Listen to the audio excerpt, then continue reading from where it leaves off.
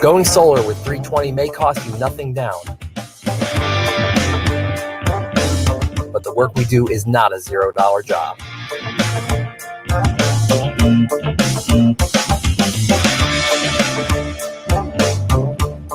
With a 10-year roof penetration warranty and solar panels guaranteed for 25 years, you can have peace of mind knowing we will do the job right every time without question.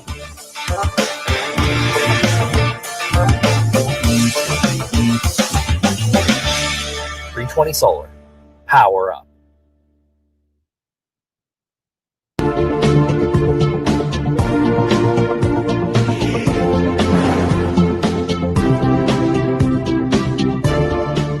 Cause I let it slide.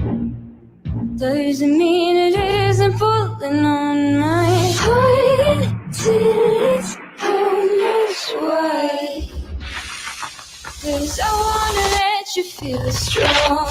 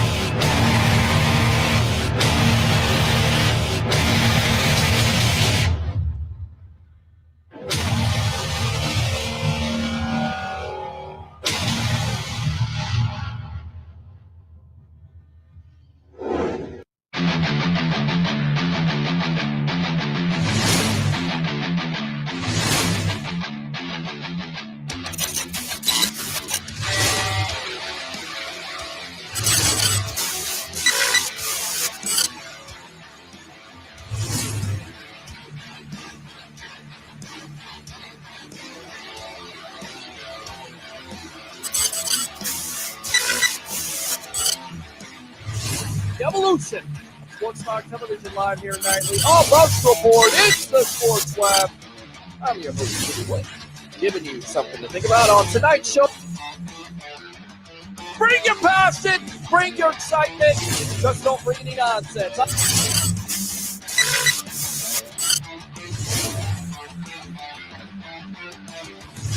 Will you shut up and be quiet?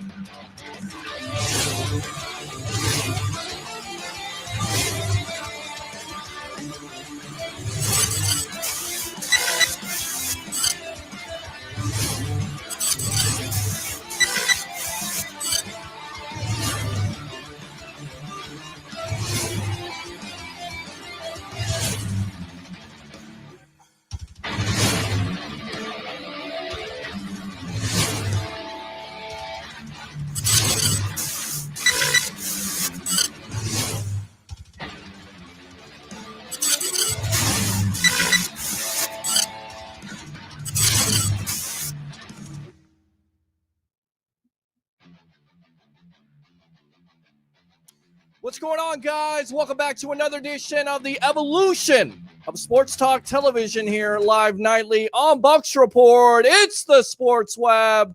I'm your host, Peter Blake, giving you something to think about. On tonight's show, we will have the Tampa Bay sports broadcasting legend, 40 years of sports broadcasting experience, WTSP Channel 10, WFTS Channel 28, Mr. Al Keck on with us, breaking down that despicable, disgusting. I don't even know how many words you can go with it. That loss to the New Orleans Saints, 38-3. We'll have Leo Haggerty on at 10 o'clock. The legend himself, former Coach Scout, and now media member of Night Sports Productions. We will also have Rick Hughes from the Cheap Seats and Mr. Liam Mitchell coming up about 10:30. But what do you have to say about the loss, fans? I mean, do you feel better about it? Does anybody feel good about this? I know I didn't get much sleep last night. I screamed at the mic all night long. I called some fans pathetic. I turned on the television set, and what do you see? The Bucs getting their walls, their doors blown off by a team that you knew was coming. In fact, my good friend Ron kind of reminded me. He said, it's kind of like when you went to Marine Corps boot camp and you had those drill instructors, right? And nobody really knows about that because you haven't gone through it. You get told throughout the whole process it's coming. The drill instructors are coming. They're going to be yelling and screaming and putting you in stressful situations. Sounds familiar? Bucs fans? We talked about it all week. What you had to do versus the Saints. You had to get Drew Brees on the ground. You had to get pressure on him. You had to cause turnovers. You had to protect Tom Brady. You had to have a running game. You had none of that. None of it. Going back to the story. You watched that game last night? That's what it's like. There's nothing positive about it. You're getting yelled at. You're in a stressful situation. You don't want to be there. How many people wanted to watch that game last night on Sunday Night Football and wanted to be there? I had to actually cover it. Nothing came out of this game that was positive, in my opinion. The only thing I think was positive about it, it's a wake-up call. We could sit here and talk all day long about the Bucs being all in. Super Bowl or bust, all in, whatever the hell you want to paint it. Not with that effort last night. No way. No way, no how. Saints that good of a team? They were last night. Drew Brees, good a quarterback? He was last night.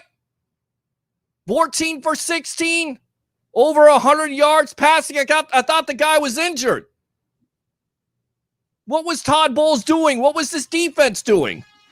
Hold off on the phone calls. I told you, I set the table. When I get done setting the table, you come and eat. That's how it works here on the Sports Web. I love the interaction.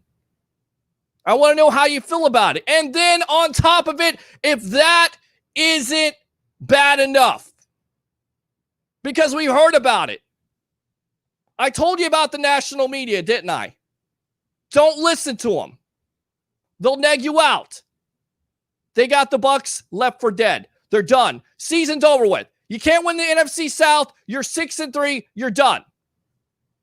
Is it going to be tougher? Absolutely. Can't get off the slow starts to start the game. Donovan Smith has to not get beat by Trey Hendrickson. You can't turn over the ball. Tom Brady knows it. What's the identity of this team? It wasn't there last night. Hell, you set a record 87 years. Not 40, 87 years. The Bucs with the rushing. 5 carries. Are you serious? That doesn't work. I don't care what anybody says to you.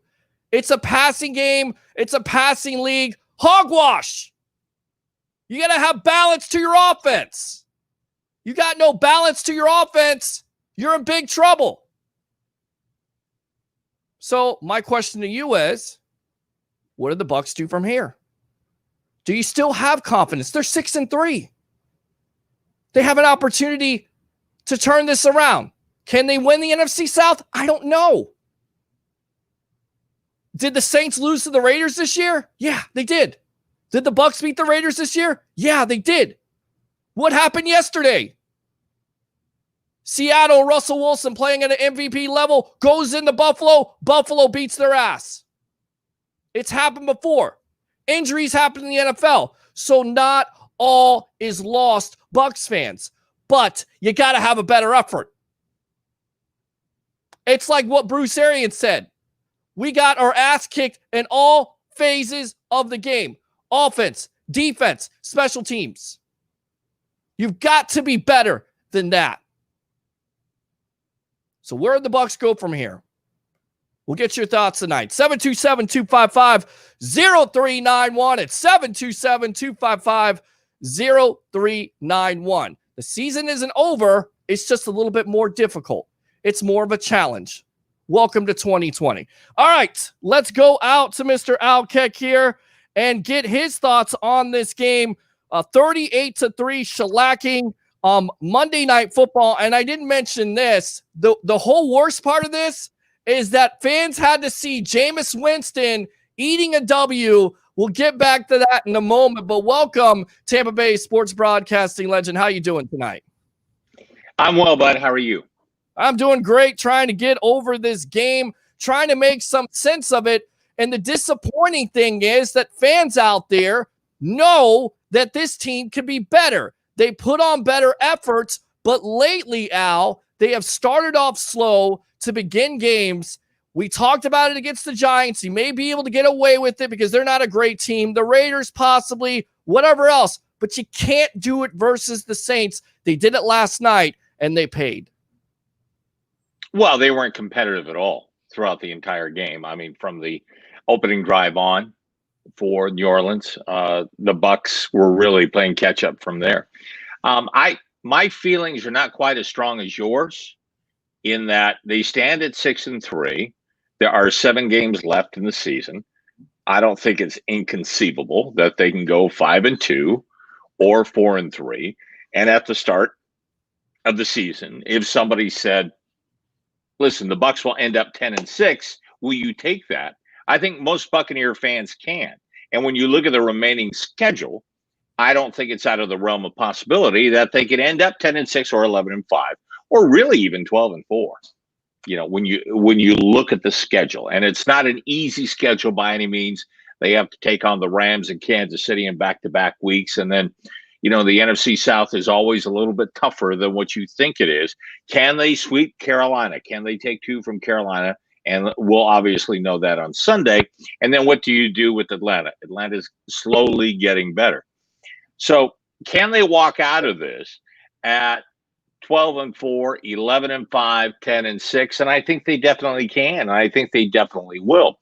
To me, what last night showed me was that the most valuable player outside of Tom Brady is probably Ali Marpet. You know, he didn't play yesterday, and it really showed on that offensive line.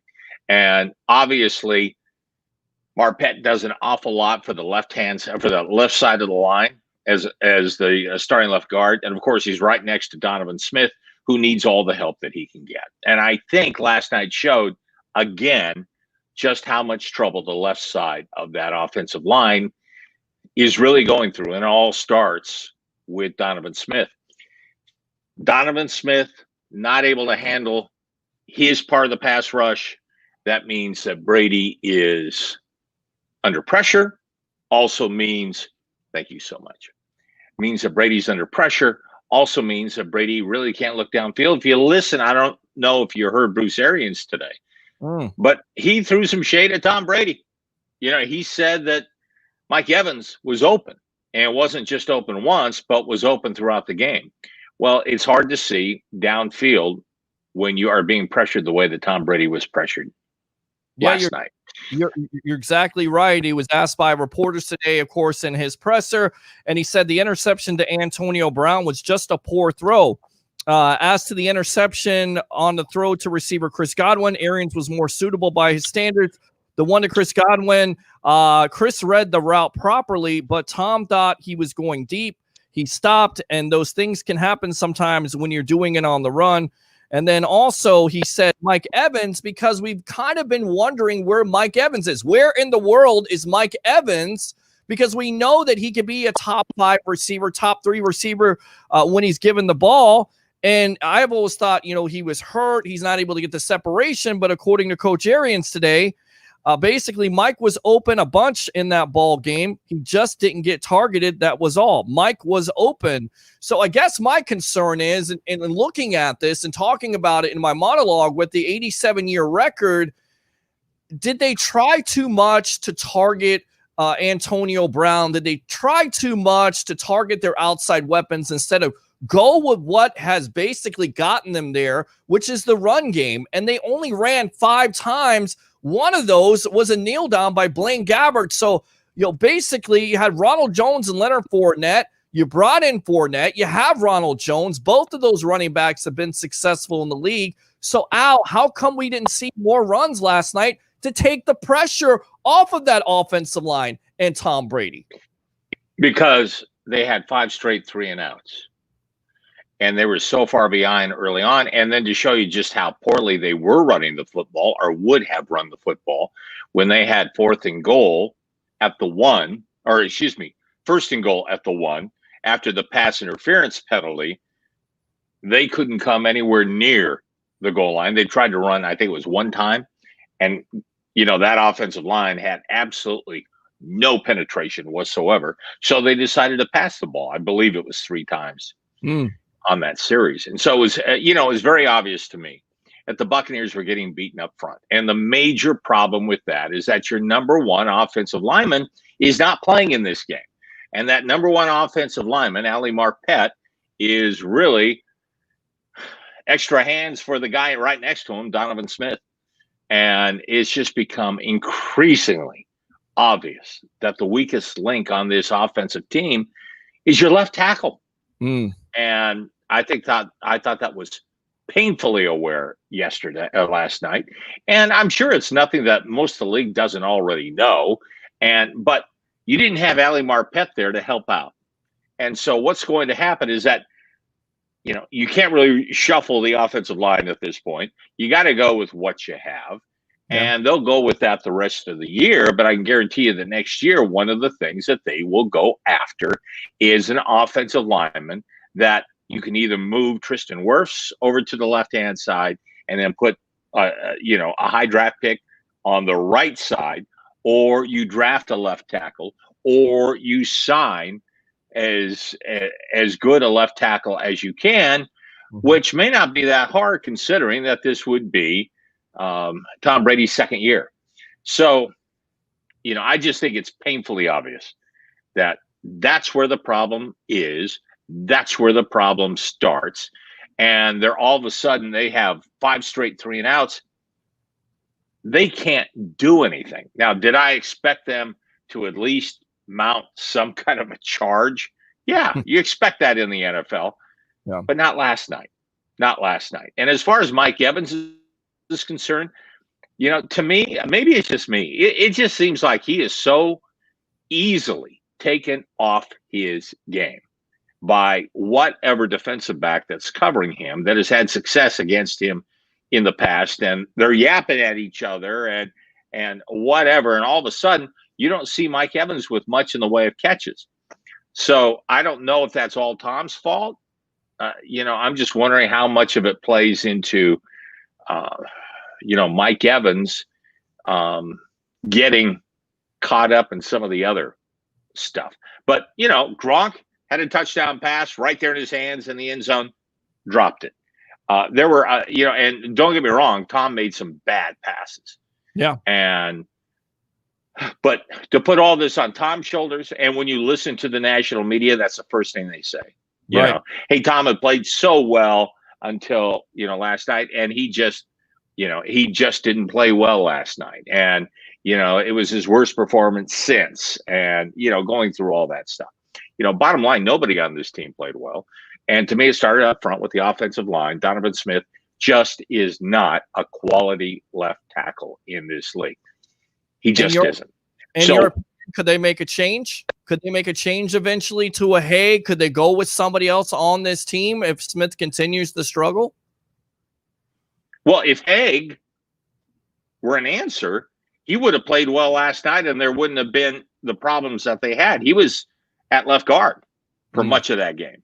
So, to me, I don't just see him as an answer. I think this is just something that the Bucs are going to have to fight, scratch, and claw through for the rest of this season and try to do whatever they can to make up for that. Now, they've had 3 losses, 2 to the Saints, 1 to the Bears. Both those teams had very good defenses. And very good defensive lines. So that we know that is an Achilles heel with this team. So you've got Carolina coming up. They beat Carolina earlier in the season. Can they sweep Carolina? And believe me, if there was ever a time when they needed a win in the NFC South, it's right now. But I see this team, going 11-5, and that would be 2 more losses. I think you got Kansas City at home. Do you lose that game at home to Kansas City? It would not be out of the realm of possibility. And the game before that, they had the LA Rams. He killed the Rams in LA last year with Jameis Winston. But everyone talks about how the Rams are better this year. Could they lose to the Rams? They might. But I think the rest of the schedule certainly favors them to where maybe they can go the rest of the way. I don't think 11-5 is out of the realm of possibility. I don't think 12-4 is out of the realm of possibility. Now, was I thoroughly disgusted by watching this garbage last night? Absolutely. But that's sometimes what happens in the National Football League. Ask Green Bay. Green Bay came here and played, the Buccaneers played their version of Green Bay last night. Yeah, no, I agree on that. I just think the good thing is you don't get style points in this league. So a loss is a loss. No, you're absolutely right. A loss is a loss, but you would think, yeah, we're here. We're still here. You would think, knowing the Saints and playing them in that first week, that basically you would have a better game plan. And some people were mentioning this, that Sean Payton and Dennis Allen out-coached Bruce Arians and Todd Bowles and also Byron Leftwich. Is that a fair assessment? Oh, absolutely. I think that's fairly obvious. How do you have 5 3-and-outs and not get out-coached, offensively? That's just a fact. So last night was just a horrible night all the way around for the Buccaneers, other than Ryan Suckup. And wouldn't you know it, this is coming at a time. The Buccaneers are finally getting decent kicking, but they lost a game like this. We need to kind of pull back 30,000-foot view. And I think going into the season, it would not have been out of the realm of possibility for people to say, you know what, the Bucs could lose twice to the Saints, lose the NFC South, still make the playoffs at 11-5, and still be fine once they get to the playoffs. In fact, I remember you talking about one of the computer models or one of the video games where they played the entire season, and it had the Bucs losing twice to the Saints during the regular season, and I think ending up 10-6, but going on to beat the Saints in the playoffs. We may be staring at that, So while I was extremely frustrated and actually turned it off going into the fourth quarter because I just could not stomach that anymore. And I guess what bothered me was that there was absolutely no passion on that football team from the time they started, from the time they hit the field and in the first quarter. I don't remember a ball hitting the ground for New Orleans. I just don't. And, while everyone wants to blame Tom Brady, that defense is not blameless either. We haven't seen, that defense play like that this year. We saw this defense play like that last year. How many other mix-ups are you going to have in the secondary? That very first touchdown, Jamel Dean jumped the route, and Sean Bunting, and Murphy Bunting was nowhere near the wide receiver. In fact, the wide receiver, as much as everyone wants to talk about Breeze, that was 2 inches higher. If that was 2 inches higher, he would have overthrown the receiver. So, but he was so wide open that he could literally stand there, put his feet in the perfect spot next to the end line and get his feet down and then reach for the ball. There was nobody near him. So, the defense did not play well last night. The offense was horrendous, and the offensive line was especially bad, but really the left-hand side of the line was what I could see that did not look very good to me, and so that's where it all starts to me.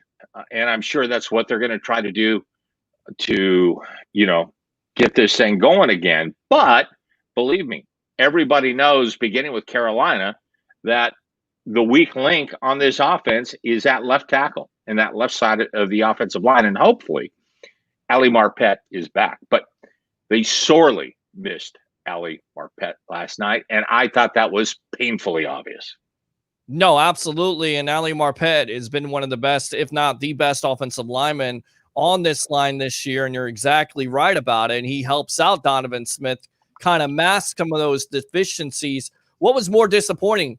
Was it the offense or was it the defense? Because once again, we saw the same kind of mix-ups against the Giants. And this time we talked about it about a week ago, that if you gave those looks to Drew Brees, he would definitely expose it, and he did. I think that was the most disappointing thing. And then also the game plan itself.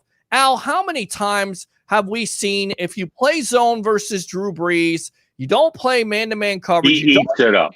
He eats it. So why do we continue? It's like Groundhog Day all over again. Why is there not a better game plan, and why don't these coaches have more confidence in their players to play what basically got them there? It's not zone defense. It's not playing soft. It's playing physical. It's playing man-to-man defense, and it's also getting after the quarterback by blitzing. Why didn't this happen last night? I just don't understand it. Because they have throughout this season been able to get pressure on every quarterback out there. And they thought that since week number 1 that they'd be able to do it again. And clearly they couldn't. I'm looking here at some of the comments here, but let me see. There's one that I just want to address, and maybe it's yes. Okay, Mike L. Okay. Mm-hmm. So you're saying with all the weapons on this team, one lineman is the reason they lost. 38-3. You're nuts. Well, if that lineman is playing the left-hand side of that line, Tom Brady's blind side, and there's constant pressure on that side, it's actually 2 linemen, because the guy that replaced Ali Marpet really couldn't do what Ali Marpet does, and then your left tackle is horrendous. So that's 2 offensive linemen. And yes, even with those weapons, Mike L., it's going to cause some problems. And you could see, what would you explain? What would you say the problem was last night, Mike? To the count of 38-3. That's what happened with this team. They couldn't run the ball. They really couldn't pass it. They started out with 5 3-and-outs. And that's got everything to do with the left side of their offensive line. Yeah, agree. All right, let's read these comments and see what these people have to say. May says, bomb. All right. Ben says, this episode is going to have pop to it. Pissed off Peter. Bucs Report 2. We are Bucs Report 2. Better than Bucs Report. Follow us. Okay, whatever you say. Matt Colson, let's go ahead. Hold off on this call. I'll put you on hold. Stand by. Milo says, I'm still salty. Yes, Matt, stand by. Hold the line. Okay. I'm still salty, says Milo. Are we getting the red Peter again? Absolutely. It's for Bucs ever. I'm sick of this team making a fool out of me, says Mark Allen. Get some sleep, Spider, says Roger. Definitely calling now, 727-255-0391. Milo Jackson, we better. I don't know who that is. What did you guys think of TB12's performance last night? Matt, you're going to have to call back because you didn't shut down your phone and it's echoing. We talked about it. 3 interceptions will never help. We'll get back to that in a moment. Embarrassing, humiliating, humbling, etc., etc. Ethan says nothing from the game makes sense no matter how drunk you are. Ben says on to Carolina is how I'm looking at it. Milo, the Bucs memes were off the hook last night and today. Ron says, Peter, can you get me on camera tonight if I call in? Just wondering. Absolutely. We'll get you on a little bit later. Hate to say it, but Brady's a one-trick pony. All I'm saying is it's not hard to game plan for a quarterback who can't move. There's plenty of quarterbacks, Mikey, that can't move. You have to protect your quarterback. This is all is to it. Not every quarterback is Lamar Jackson or Patrick Mahomes. They're not. Well, let me ask you this, Peter. Can Drew Brees move? I don't think he can. I mean, he can move just a little bit. Oh. No, he can't. Right. Not really. And, bottom line, they weren't able to get pressure on him because he picked that zone defense apart. Now, if the Buccaneers are able to put together any kind of offense and put together any kind of drive instead of 5 straight 3-and-outs, then things might have changed in that first quarter, in that first half. I mean, it certainly did. Remember, this started out exactly the same way that the game against Green Bay started. Exactly the same way. Aaron Rodgers could not miss, and they drove right down the field, and I think they had a 14-0 lead, right? 10-0. Well, then all of a sudden, he throws – what's that? Packers had a 10-0 lead, and then the Saints had a 14-0 lead, yeah. Okay, so 10-0 with Green Bay, and you just go from there. Then he throws a pick six. Now it's a 10-7 game, and it's a completely different game. Now, if the Buccaneers had any type of decent play up front on the offensive line, especially that left side, and they were loading up against that left side, then you're talking about a completely different first half, and maybe a score. Because what was it, 31-0 at halftime? I think if it had been, I think it easily could have been 21-7 or 28-14 at half if you put together any kind of offense. But you didn't, and you just go from there. Now, is that all Brady's fault? No, it's not all Brady's fault, and he's not a one-trick pony. If he is a one-trick pony, he's taken that trick and he's won 6 Super Bowls. Is he the same quarterback that won all those Super Bowls? He's damn close. And he's certainly better than any quarterback they've ever had here. And I think he's certainly better than most of the quarterbacks in the NFL. So, can he, is he a Lamar Jackson? No. Okay. But he can still use his experience to make plays. And as long as he has some time, which he didn't last night. I think, he sacked 3 times, and I think he was hit 9 times. Yep. Okay. And, again, you mentioned they actually ran 4 times. I'm not counting the kneel down, but, still, they were so far behind. They couldn't do anything. And really at halftime when they're down 31-0, after missing out on that opportunity at, first and goal from the 1, very early in the third quarter after picking up that turnover, and they didn't score there, night was over.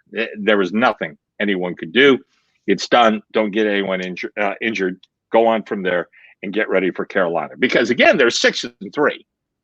They're 6-3. They go 4-3 the rest of the season, which with this schedule, I think they can.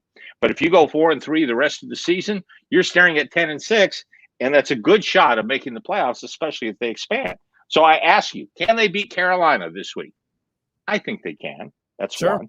Can they beat the LA Rams here? Okay, so that's 2. Can they beat Kansas City? We'll say Kansas City is the defending Super Bowl champ, so we'll give that to the Chiefs. So you're now 2-1. Can they beat a struggling Minnesota team? Yes. They can. All of a sudden, now they're 3-1. My personal thought is Minnesota may be the toughest bunch yet, but we'll see. And then you have Atlanta.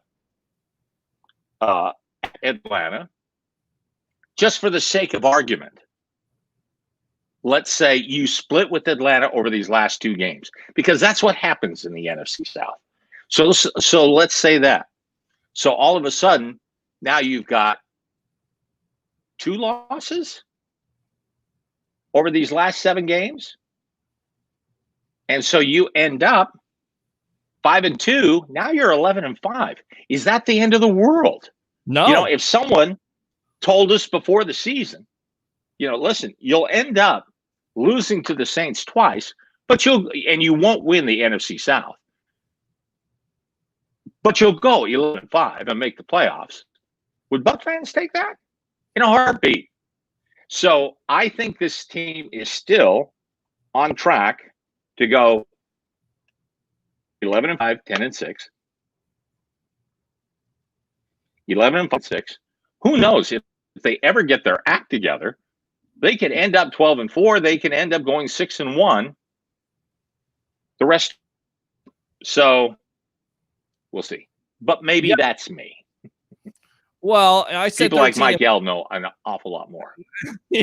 I said 13-3 at the beginning of the season. If they go 12-4, the difficult thing is with you losing to the Saints last night, not only are you possibly not going to win the NFC South now, but most likely you're not going to have that first round bye. You're not going to necessarily get that home game. You're going to have to go on the road.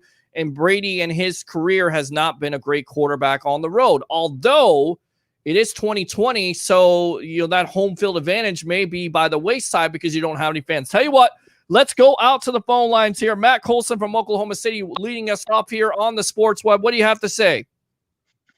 Can you hear me now? I can hear you, buddy. All right.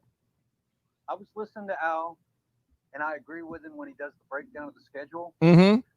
Something we're not putting in the equation is this COVID possibility for the playoffs being – what are they going to do? Add another 2 teams or something, make it 8 on each side? Well, that's been talked about. There's nothing in stone, but they've kind of talked about that a little bit, Al, with making it more competitive because of what's going on with COVID and putting back some weeks. I don't know if that's going to happen or not. So, but quite honestly, this could take a turn over the next 2-3 weeks that even we don't anticipate, and they got to they'd have to shut the season down for a little while, because let's not forget we're having record numbers right now. So, it could very easily happen that one of these teams, or the Bucs, because again, they're not quarantining, they're not in a bubble. They're just being extremely smart and hanging out at home and doing that kind of stuff. But all it takes is a fringe player to go someplace on a Friday night, bring them back to the complex, and now an assistant coach gets sick, and now you've got 2 or 3 other players that get sick. That's all it takes. It's a very fine line. So, to me, their biggest problem continues to be their offensive line and the left side of that offensive line. And they will try to do whatever they can to get past that. And I can guarantee you they will address it next year. But to me, that's the spot that is extremely dangerous. That is very dangerous on this football team. No, I agree. Go ahead, Matt. I agree with you 100% about the Ali Marpet equation and what was missing when you take him out. And now you're missing 2. That other guy that you were quoting off of the web heads, he doesn't know what the hell he's talking about. But that's just me. I'll just say that. The one thing I don't like right now is that we, for 2 weeks in a row now, this is becoming a habit. We're coming out of the locker room cold. And with this roster, we shouldn't have that problem. Now, I know we were down on the line at the beginning of this game. That showed itself pretty quickly. Sure. But we should have had better luck with first downs. Maybe not at 100 points, but we should have been able to move the damn ball. I mean, nobody – and I've been watching football since I was 9 years old. That's a long time ago. They didn't even have color TV when I started. So, but never have I seen a game where the stat line said the team had 5 rushing attempts and 1 was a kneel down. Right. I have never seen that in my life. Yeah, it's like Al said, they had the slow start, but they gave up on the running game and they wanted to pass the ball. And again, that's what you want to do, Al. You want to make a team, and Matt, you want to make a team one-dimensional, because if you can make a team one-dimensional, then basically you don't have to account for the run. And that's what's killed the Bucs in this last 5 years. And I said it with Jameis Winston when he was at quarterback. The reason why he struggled so much is not only with his decision-making, but also because this offense didn't have a running game. They didn't have balance to the offense. it works the same way. You have to have balance to your offense in some way to make the defense accountable. And if you don't, then you get into those trouble situations. And then you also get into those unmanageable situations on third down where it's 3rd and 9, 3rd and 12, 3rd and 15, or you have a penalty that backs you up. So you're not able to get a first down. That also plays a part into it. Donovan Smith got the first good run by Rojo. I think it was 10 or 12 yards, and he got it called back. Right. Holding or whatever Yep, it was. absolutely. And at that point, I knew we were dead in the water. I couldn't watch it after the 3rd quarter either. Ugly. I was pissed off. Yep. And I could not tolerate it. And it's, again, a primetime game. So we get all this fanfare and all this. It's embarrassing. It's embarrassing. And again, the national media, that they have their their eyes on it, and all the fans that are not fans of the Bucs or the Saints have their eyes on it. And what do they see? They see the same old Buccaneers. I don't think they're the same old Buccaneers, but I will tell you this: they have to put out a better effort. And you're exactly right, Al. They can absolutely run the table because they have the talent to, but you can't keep on starting out games slow. You can't keep on not protecting Brady and committing these stupid stuff that you continue to hinder your offense and your defense. You have to get off the field on 3rd down, and you have to get pressure on the quarterback, and you have to call some turnovers. It calls 1 turnover last night. Everything else, Drew Brees was clean. Give credit to where credit is due. That offensive line of the Saints is very good, but you have to create pressure somehow so you make Drew Brees uncomfortable. Yeah, that was well, they couldn't get pressure on Brees. And again, once they got the football, you kept waiting for the Buccaneers to put together some kind of a drive. Okay. And they couldn't. It was always 3 and out. Now, I think one of the callers, it may have been Matt here, that called and said, hey, on one of those first couple series, on one of the first couple 3 and outs, they did run Ronald Jones. I think he had 7 yards on his first run. Then I think he had 8 yards on his next one, but that was called back because of a penalty. So now all of a sudden, before they could even draw breath, they were down 21-0. And they still had 3 and outs, after that. So when they could not score early in the 3rd quarter, when they had 1st and goal from the 1, and they couldn't come anywhere near the goal line, and they end up having to pass, I think, 3 times on that offensive series. Once that's over, that's done. Yep. That's done. And it was done at that point. And quite honestly, it was probably, they could have fought their way back into it, if they scored after that turnover on that, 1st and goal from the 1. If they'd scored on that series, if Gronk makes that catch, now all of a sudden it's 31-7. And at least now you have something going for you. And maybe they could have turned it on from there. Maybe they couldn't have. But I think we would have seen a much better 3rd quarter than what we did see. And, last night was just a bad game all the way around. Not just Brady, but the entire offense and the entire defense. Those young guys in the secondary are still making crucial mistakes in communication and who's supposed to cover whom and who's got whom and, all that stuff. And they really couldn't get pressure on Brady or on Brees. And then, I agree with you. I do not think the coaching staff did a good job of getting this team ready, getting this team prepared with an urgency when they hit the field. And then they did not adjust in the second half. And that's something we've seen from this team before, is not adjusting, especially in the second half. And we did not see adjustments in the second half. Of course, by that time, it doesn't make any difference because all you're trying to do is pile up as many points as you possibly can, as quickly as you can. And Drew Brees knows what he's doing. He's one of the NFL's greatest quarterbacks of all time for a reason. Absolutely. And he just lived on that. But let's not forget, that this game was the Bucs Green Bay game. Green Bay went through the same thing. And after that game, everyone said, you know what, Green Bay, they pile up the wins in the regular season. But once they get to the playoffs, they're not going to be that tough. And this team is not tough physically. And if Aaron Rodgers gets down early, he can't bring a team back and all this stuff. Well, Green Bay's going to be there at the end, and I believe the Bucs at 11-5 at the worst, I think will be there. And so, 2 weeks from now, this is going to look like nothing more than a loss. And as frustrating as this loss was, to me, the loss to Chicago was every bit as frustrating. And that opening day loss was every bit as frustrating. Well, to me, they got 2 more. You can lose 2 more. And so if this team ends up 11-5 and goes to the playoffs, they can still do damage. We've seen team come out of the wild card round and play in a Super Bowl. So, it's been so long since we've seen a playoff team here. And I do think that defensively, they can play well enough to go to the postseason. I also think with Tom Brady, offensively, they can play well enough to get to the postseason. They lost yesterday.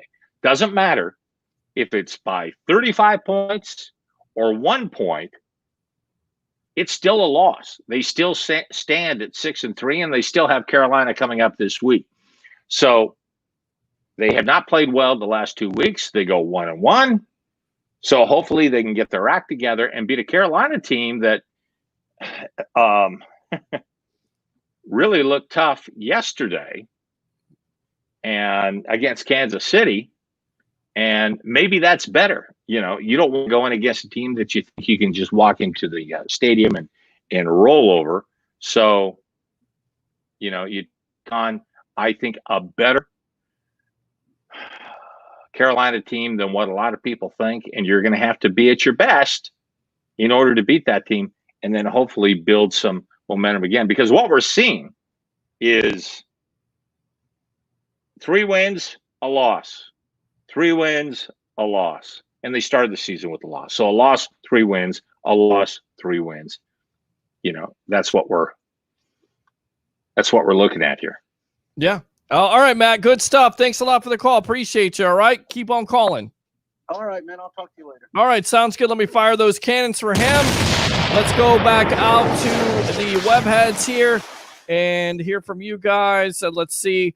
All right. So Ron says, okay, so we read that one. Let's see. Blowing coverages all night last week. They should have been a wake-up call. It was not. How many more weapons does Brady need, for God's sake? Ben says the loss is mainly on Bruce Arians. He failed to prepare his team for this very important prime time game. Tell you what, let's go back out to the webheads here. Let's go out to Todd. Todd, welcome to the Evolution. You're on with yours truly, along with the Tampa Bay sports broadcasting legend, Mr. Al Keck. What do you have to say about that Bucs loss, 38-3 against the Saints last night? Well, it was very disappointing. Mm-hmm. And I want to say to Al, it's a pleasure to talk to you. And I just want to say that I've got a question, first of all, for y'all. Sure. We're talking about Donovan Smith, and he is absolutely horrible. Is there any way that we could move Tristan Wirtz to the left tackle and put Donovan Smith on the other side? So you have Marpet and you have Wirtz protecting Brady. Is that possible? I don't think. Go ahead. Well, and then you still have the right side of your line is still a sieve. Is now a sieve. Yeah. So you moved your problem from the left to the right. I think we've seen, since they have won 6 out of 9 games, they have been able to get around it and somehow make things work. And I think that's what they're going to have to do for the rest of the season. I can't see at this point them taking Wirtz from the right side, put him on the left side, and really make that.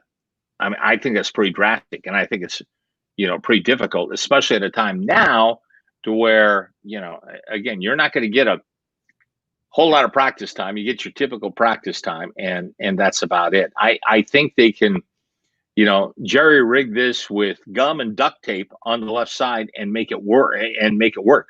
We've seen it work in 6 out of 9 games. Yeah. So, and again, we went through the games, and I want to say the schedule that they have, coming back the rest of the way, it's not the most difficult schedule that we've ever seen. So, I think it's something they can deal with. and we'll see. I don't think moving Wirtz to the left-hand side is really going to be an answer, because now you're taking your problems and moving it to the right side.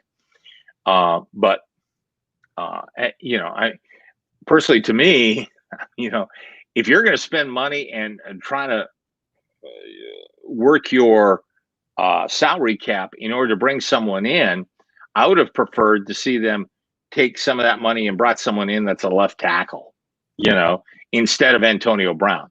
That's just me. But you have to assume that there's someone out there that's available, number one.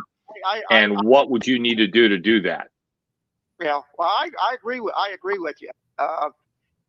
You got to take care of the problems that you see, and that's a big problem. Well, here's the thing. They had confidence in Donovan Smith. They paid him a lot of money. Next year, that guaranteed money is going to be off the books. So if he continues to underperform and put Brady in harm's way, then most likely the Bucs are going to absolutely go after a left tackle and cut him and just be done with him at this point. But coming into the season, they felt confident. Jason Light, maybe to his own fault, because he drafted Donovan Smith as a second-round pick, and he believed in him. He thought he could turn it around. And like Al said, and like we've looked at here, Todd, this offensive line at some points in the year, gave up no sacks in games, and they've given Brady time. But the problem is the inconsistency, and that's why Donovan Smith in the first place is not a first-round pick. He's a second-round pick. To your point with Tristan Wirfs, he's playing well on the right side, and I could see it if you do it before the season starts,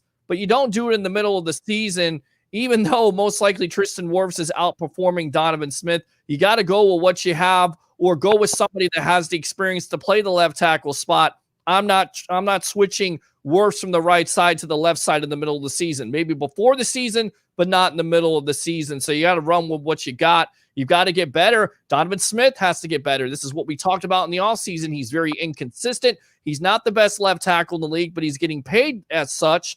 And if he doesn't perform, eventually the Bucs will just get rid of him, because they won't have any more money on that cap next year. Right. A couple more things, Peter, and I'll get off here and so you can get other callers on. The running game.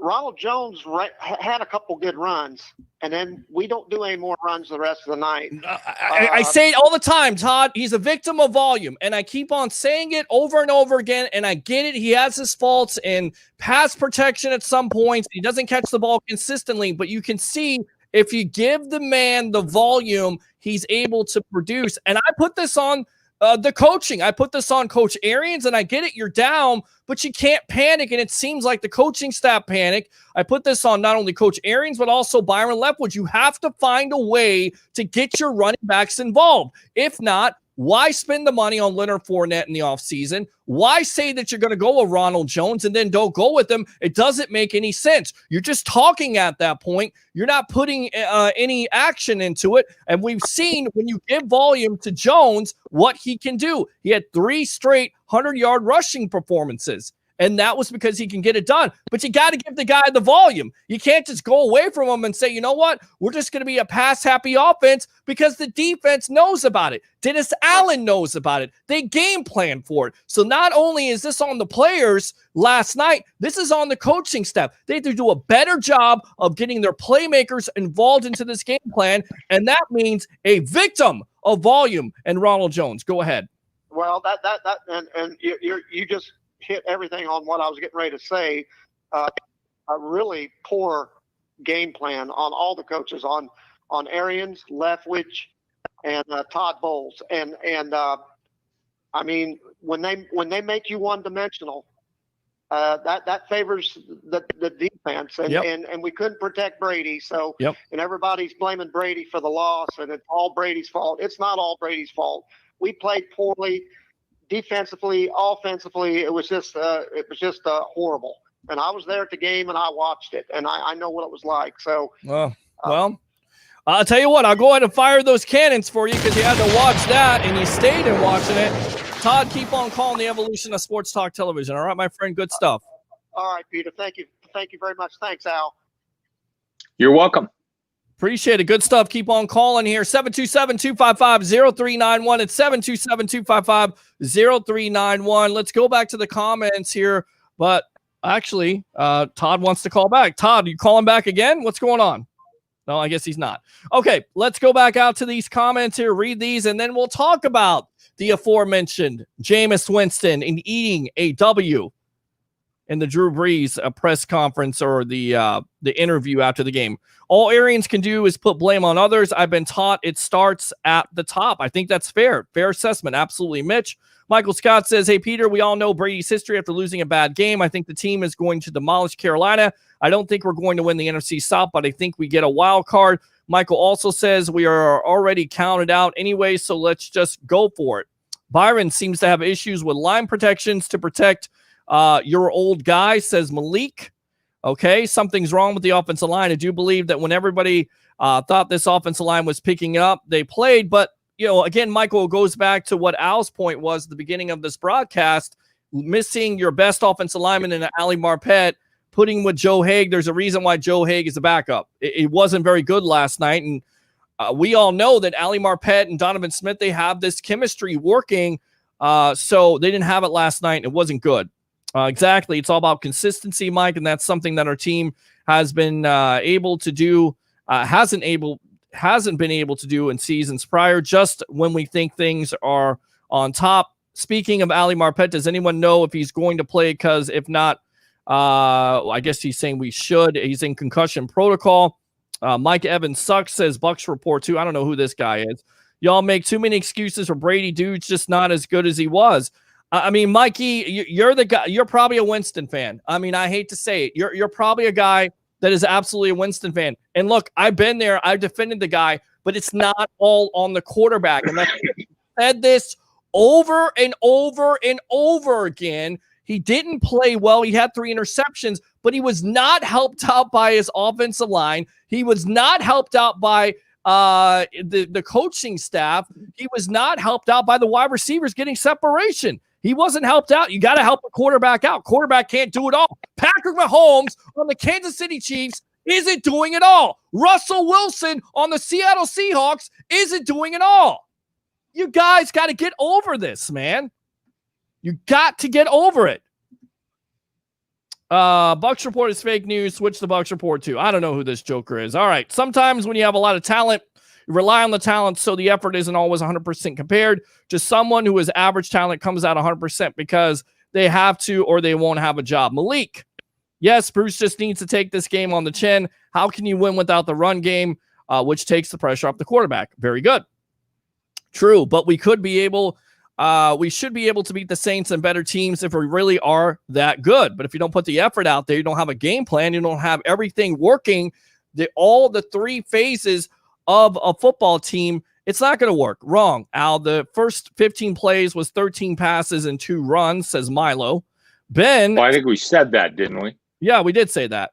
Maybe it's me, but it seems like Brady is still maybe not comfortable enough to going to Evans for whatever reason. I believe Brady is comfortable with Gronk and Scotty Miller, who's an Edelman type of receiver. Brady's also comfortable with Antonio Brown. He may not 100% have that comfort level with Evans like he does with the others. Do you think that's a thing, or is that just being created by fans and also national media and local media?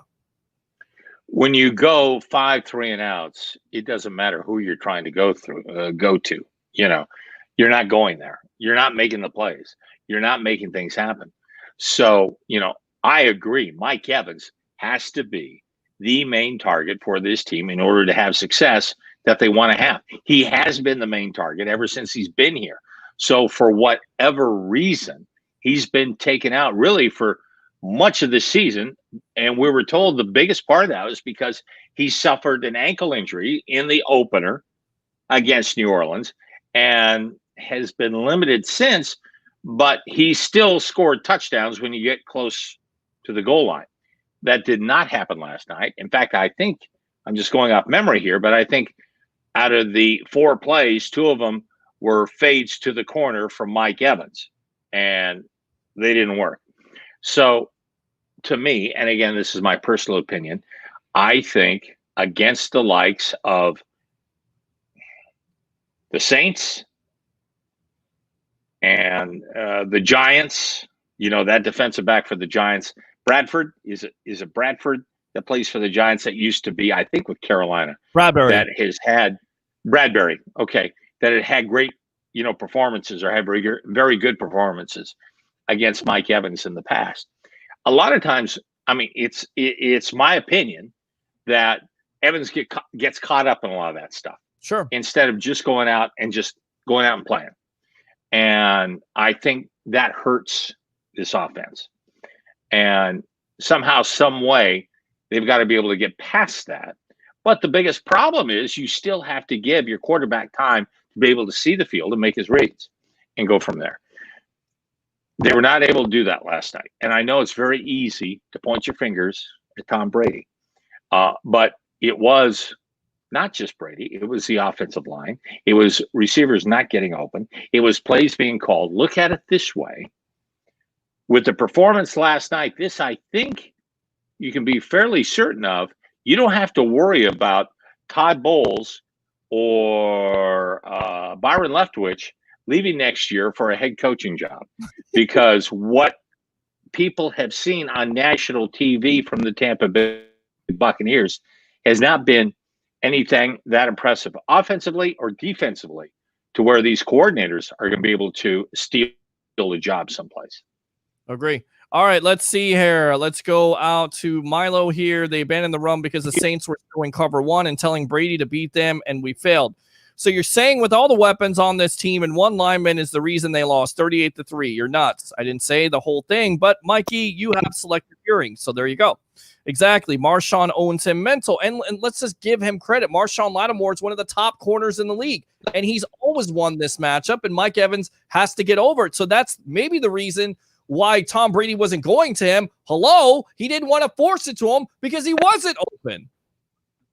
I mean, it's just that easy. And because he wasn't focused on getting open and catching a pass, he's more focused on trying to beat up Marshawn Lattimore. Exactly. Good evening says it's Jukebox there off of our Twitch channel. The field possession the Saints kept getting was an issue. The field position, I think he's saying, Dexter. It doesn't matter what happened in that game. I know it was bad, but then again, we're still going to go farther than the Saints. The Saints are choke artists, and they will choke in the playoffs. Ron says, nah. Mark says the Saints are our Eagles. I like it. Tony says it was bad. That's a good comment. That's a good comment. Great comment. Let me go ahead and fire those cannons for you. I like it. It was bad coaching on both sides, offense and defense. Mitch says the pass rushers seem to give up. Stun says pain. In some regards, I can agree, but the coaches don't play either, Tony. But still, they have to put together a game plan that works, and it wasn't working last night schematically at all. Let's see. The game was mostly BA and Leftwich's fault. Badly drawn plays. Stunning. Jameis Winston filing a lawsuit against Brady for copyright infringement. Very funny. Burn the tape. Jay Retcher says, good stuff tonight, Peter. Keep up the great work, man. Thank you very much. My CSB buddy right there. Killing it over there at 620. Appreciate you, boss. Does everybody understand that our quarterback's 43, and when their offensive line ain't blocking, you could have Patrick Mahomes playing for that offense yesterday and would still have lost. Leo Haggerty did cancel tonight. So we'll have your phone calls. We'll get Al out of here after we read these comments and talk about Jameis Winston. The latest episode of the Brady Bunch, Antonio Brown, that's the best thing about this week. Mitch says, Al, I agree the Vikings will be a tough game, especially Atlanta is sneaky, streaky, and Casey, another tough one. And, of course, Michael Scott with his diary. You know what would be crazy? The Saints coming off a big blowout over our team. They could absolutely have a hangover against the San Francisco 49ers. I know San Francisco's beat up and injured, but guess what? I hope they pull an upset over the Saints. I hope Drew Brees gets his next game against the Bucs in the playoffs, because I guarantee you this team gets a chance to meet up with the Saints again. They are going to beat the living you-know-what out of them. Michael Scott, visually impaired, love it. We're already being counted out by the media. Everybody else around the football league, people were talking about this. We were a good football team. Now we're being talked about like we're trash.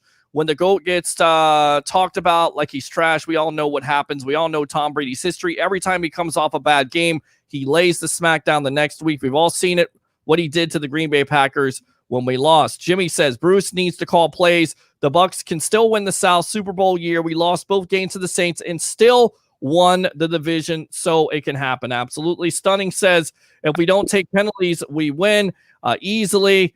Okay, laugh out loud. Don't know what this guy's saying. Okay, thank you very much. Appreciate you tuning in. And let me go ahead and just buzz you out of here. Thank you very much. Appreciate it. Then leave if you don't like the stream. Thank you. That's exactly what needs to happen. You can't pass it 13 times and run it 2 times. You get yourself in second and third and long. Even if you have yards per catch is low, the D-line has to respect the run or they pin their ears back all game. Let's see here. I'm going to DMCA strike for you playing the game in the background. Okay, I don't know what that means. I felt like Antonio Brown had a better connection with Brady than Mike Evans. Mike Scott says, I heard Jameis Winston during the game or giving a team beating Jameis Winston. First of all, you didn't give the team a beating. I guarantee you if Jameis wants to be a starter in football, it would have been 38-3 Bucs. So Jameis Winston, I don't think you should be acting cocky because you won the game. I hope Drew Brees is injured before they make the playoffs so Jameis Winston can be a starter for a playoff game. Sorry to sound like an a-hole. Let's talk about that. The Jameis Winston situation. A lot of fans were saying karma. The Bucs deserve this because they did Winston wrong. Others were saying, this is a maturity issue where Winston is eating a W, and he had really nothing to do with it. So what are your thoughts about Winston eating the W when Drew Brees is on camera? It's week 9. Who cares? I mean, really, if Jameis doesn't throw 6 interceptions in the last 2 games, he would have had a contract approaching $20 to $25 million a year.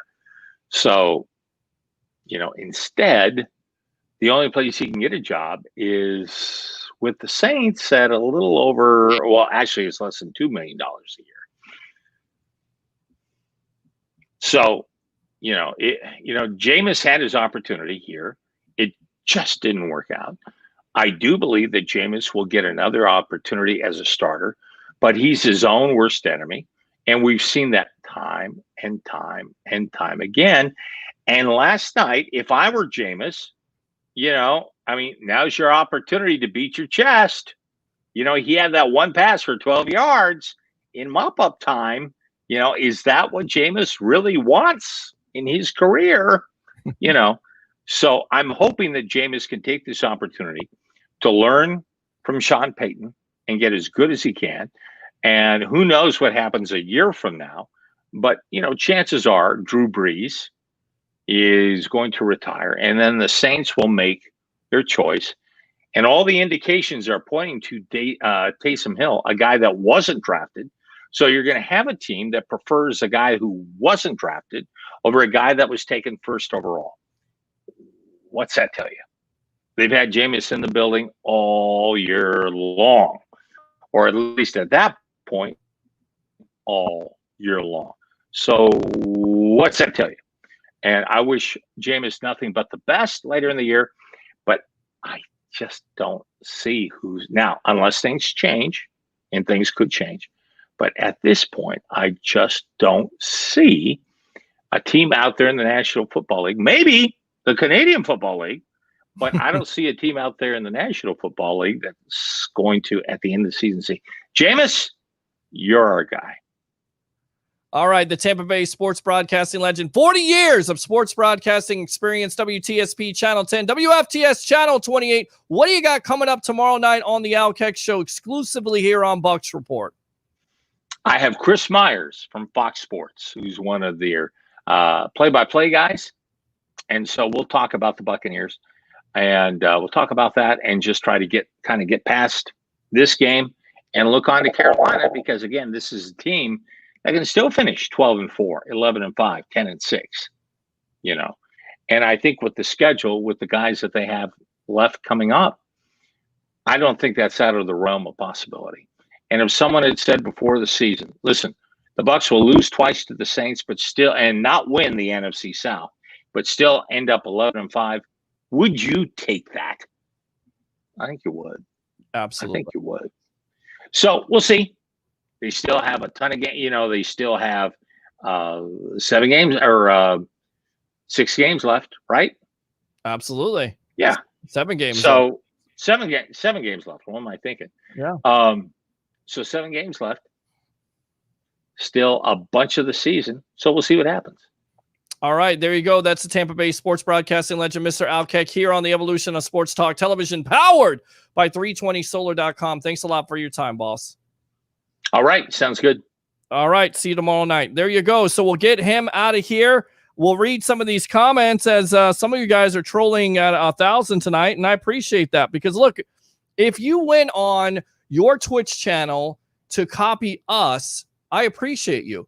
If you came on your Twitch channel to make fun of me and call me an asshat, I appreciate you because thank you very much. You basically wasted your time on somebody supposedly you hated. Thanks a lot for the views. I appreciate you. And again, open phone line, 727-255-0391. It's 727-255-0391. So let's read these comments here. Bucs Report 2 says, is that Al Gore? It's not. He's much better. Let's see here. How you lose totally matters. Al's way off. Tampa Bay got embarrassed, I guess, on national TV on primetime. Tampa Bay has not played good in primetime all year long. I know Bucs Report sucks, and yet you're watching. I love it. Join Bucs Report 2. Bucs will meander their way into the playoffs, but they'll be in the playoffs. This is what happens when you get big ticket items with no chemistry. I don't know what they're saying at this point. That was also 17 to 18 years ago. No comparison in today's scenario. Gavin Groth, who is Bucs Report 2? Have no idea. Some Draboni, an obvious troll. Let's see here. I know you're saying Tom Brady can't do it all. I totally agree, but he was not on the top of his game last night. It's crazy to think that in all of his career, his worst loss was last night. And why was that worst loss last night? Because he's not getting the time, guys. He's getting constant pressure from the New Orleans Saints. Did you watch the game last night? Do you guys watch football? You have to have a line that protects you. And even if you're a mobile quarterback and you're moving out, eventually you're going to take some hits that are going to be injuring you. Or defense is going to catch on to it. You can't run out of the pocket every time. Ask Lamar Jackson. He's one of the most successful quarterbacks in the regular season. What happens when he gets to playoff time? Playoffs! He can't do it. He can't throw from the pocket consistently. And you can't run from the pocket all the time without getting hurt or, once again, a defense catching on to it. So, did he play his best game? No, he didn't. And I didn't say he did. And you guys out there just looking for anything. And I say it again, some of you guys are just pathetic. You're pathetic. You hated this whole move with Tom Brady to the Bucs in the first of it. You want to be right so bad that you go against your own team. Or you're not even a fan at all. You're just an idiot. 727-255-0391. It's 727-255-0391. And if you don't like it, don't tune in. But you do because you keep on coming back to the Evolution of Sports Talk Television. Join the 67,000 following we have here on Facebook, of course, live on Facebook, YouTube, Twitter, and that Bucs Report Twitch channel, which seems like it's hatched a new Twitch channel on Bucs Report 2. What is that, a knockoff? It's like ESPN 2? Is that what that is? Interesting. Respect to Brady, though. Okay. Let's see. Let's go, Bucs, says Donald. Good stuff. Will you be a member, says Bucs Report 2. First time listening. Thank you, Donald. Appreciate you. Even if we had Marpet and Vea, Saints the most dominant team, like it or not, go Bucs. They were last night. It doesn't necessarily mean the Bucs can't come back from this. It's very difficult for a team to beat them 3 times in a row. It's happened.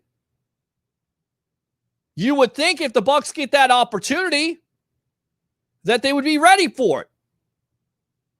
that they would have a game plan that would be sound, that they would have an offensive game plan, some type of strategy.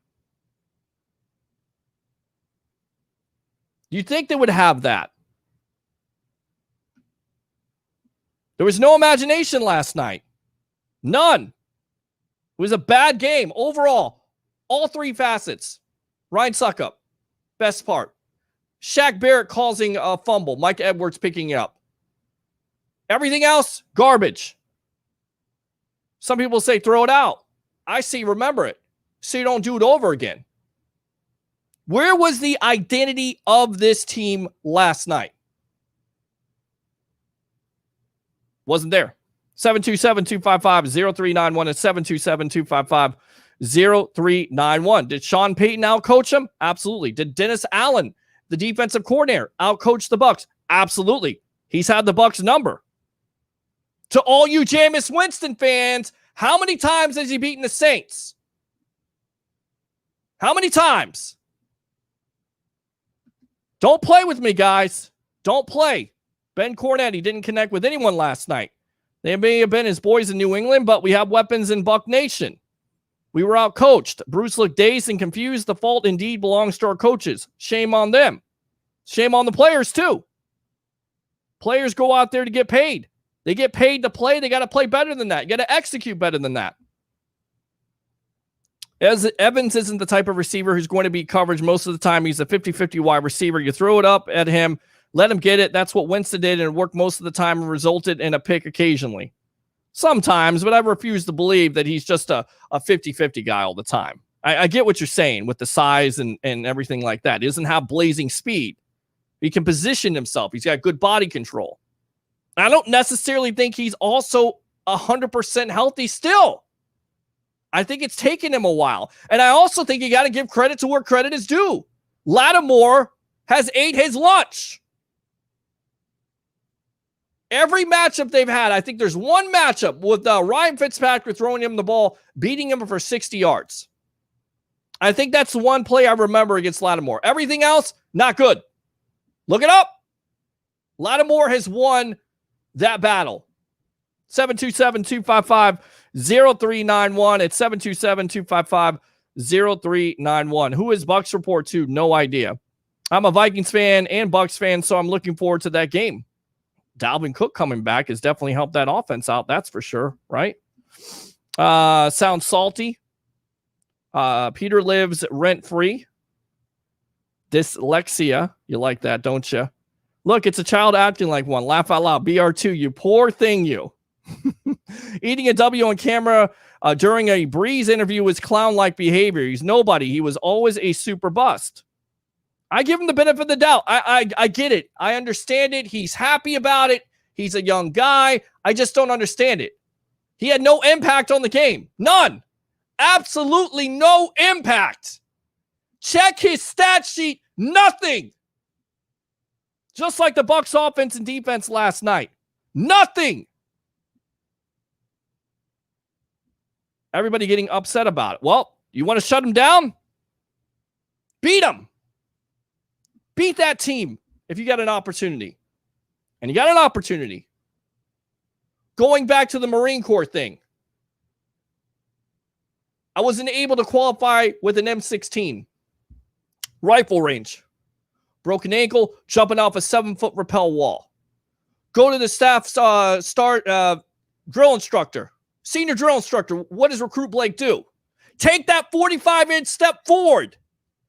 That's what the Bucs have to do. Against the Carolina Panthers. Take that 45-inch step forward. Move on. Learn from your mistakes. Come out and act like you're the best team in the NFL. If you're not going to be the best team in the NFL, come out there and give some type of damn effort. 727-255-0391 and 727-255-0391. Can't believe your own press clippings all the time. You can't just show up. You're not going to be able to show up on Sunday versus the Panthers. I'm going to tell you that right now. This is a team that came back in Raymond James Stadium.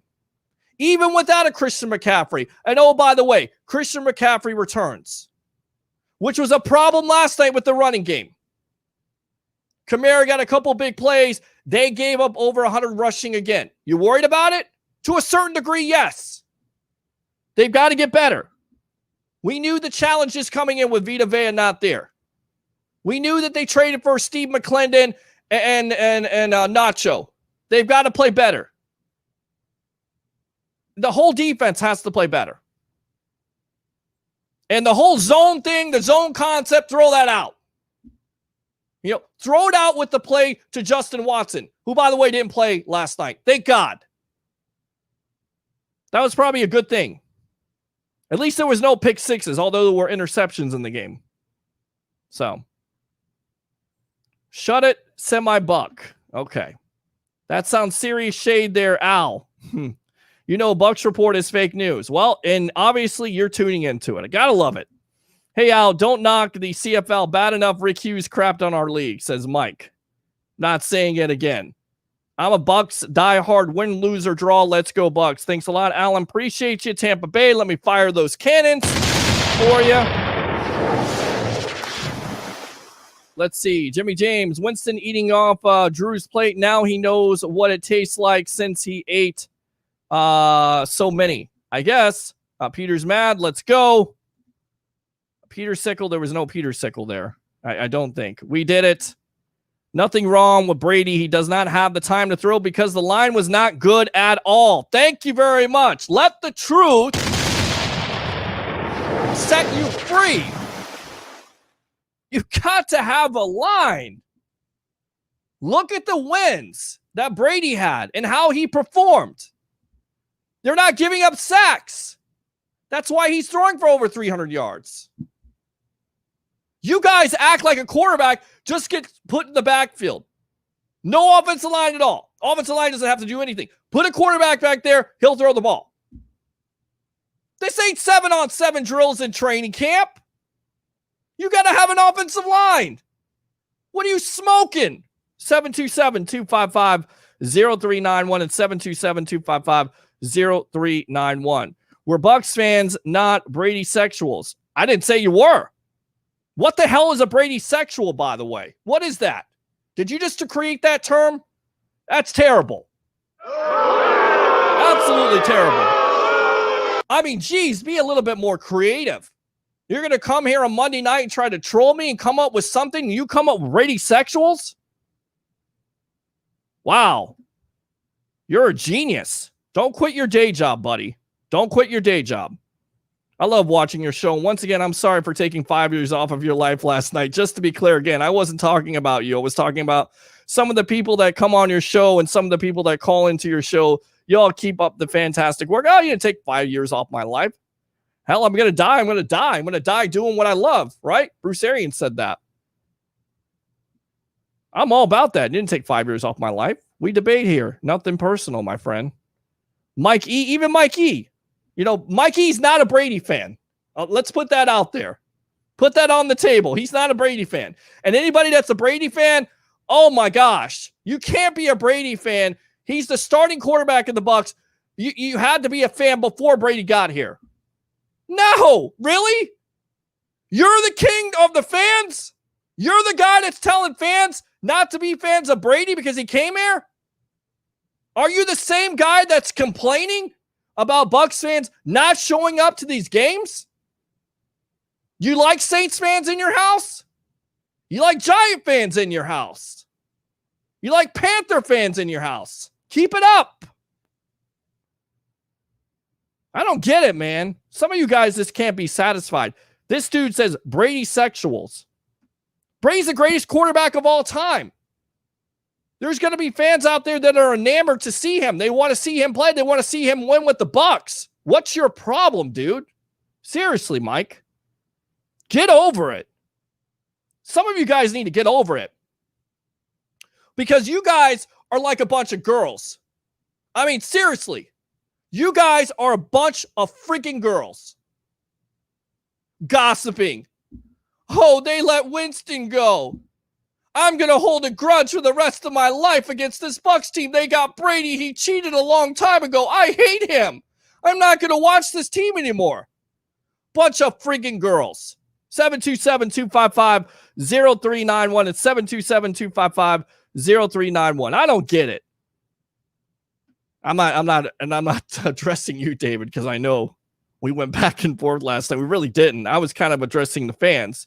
And when you're covering the Bucs, or if you're a Bucs fan, stay off of Facebook, please. Because some of the comments that have been written last night, I was just looking at it. Somebody said karma. Karma comes back to get you. What do you mean? Is this the same quarterback that had an opportunity to sign for money, and the rumor was that he wanted $30 million, and the Bucs said, you know what?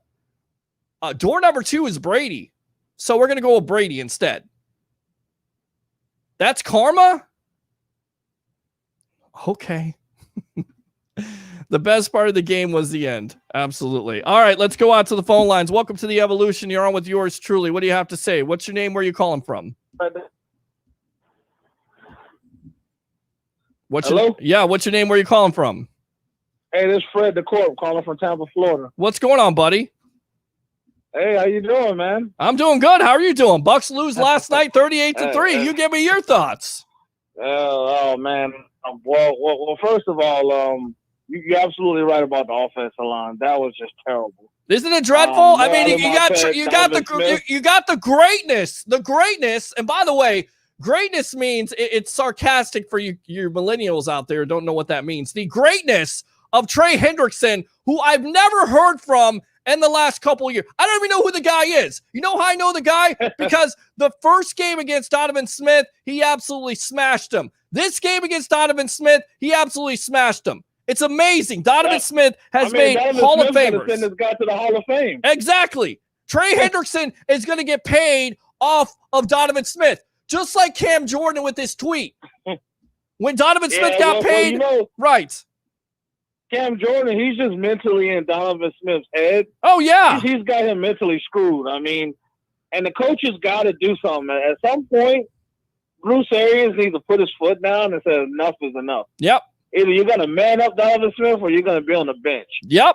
I mean, because we cannot afford for Tom Brady. The Saints got 19 pressures on Tom Brady last night. Right. 19. Yes. 19 pressures. He's 43 years old. Right. And that mathematically is not going to work. No. That's not going to work. Of course it's not going to work. It's going to get him hurt. And then on top of it, what people don't understand, because, for a guy like Mike E., he thinks that it's 7-on-7 out there. Obviously, he's not watching. I don't know what he's watching football-wise, but he thinks that you just put the quarterback back there. You don't have to have an offensive line block for you. I mean, these guys, they play too much Madden. I'm telling you, that's what it is. I blame it on Madden. And look, I've been there. I play Madden too. And you think you know something, and you know nothing. You know nothing about coaching. You know nothing at all. Nothing. So everyone knows to win in the NFL, it starts in the trenches. The offensive line and the defensive line. You got to control the line of scrimmage. Right. That's how you win football games. Right. That's why people say, well, you could have gone out there and got a left tackle. Oh, really? They're growing on trees now? Because if they're growing on trees, I guess you could get one. No, they're not. Of course not. When a guy like Jason Peters is getting paid $8 million from the Eagles, sitting at home being fat, but he's decent, and you're going and paying him that money, the reason why is because there's not a lot of left tackles out there that can play the position. The market is very small. These guys are position that it's a very critical position because that's the quarterback's blind spot. Right. So you have to have that position.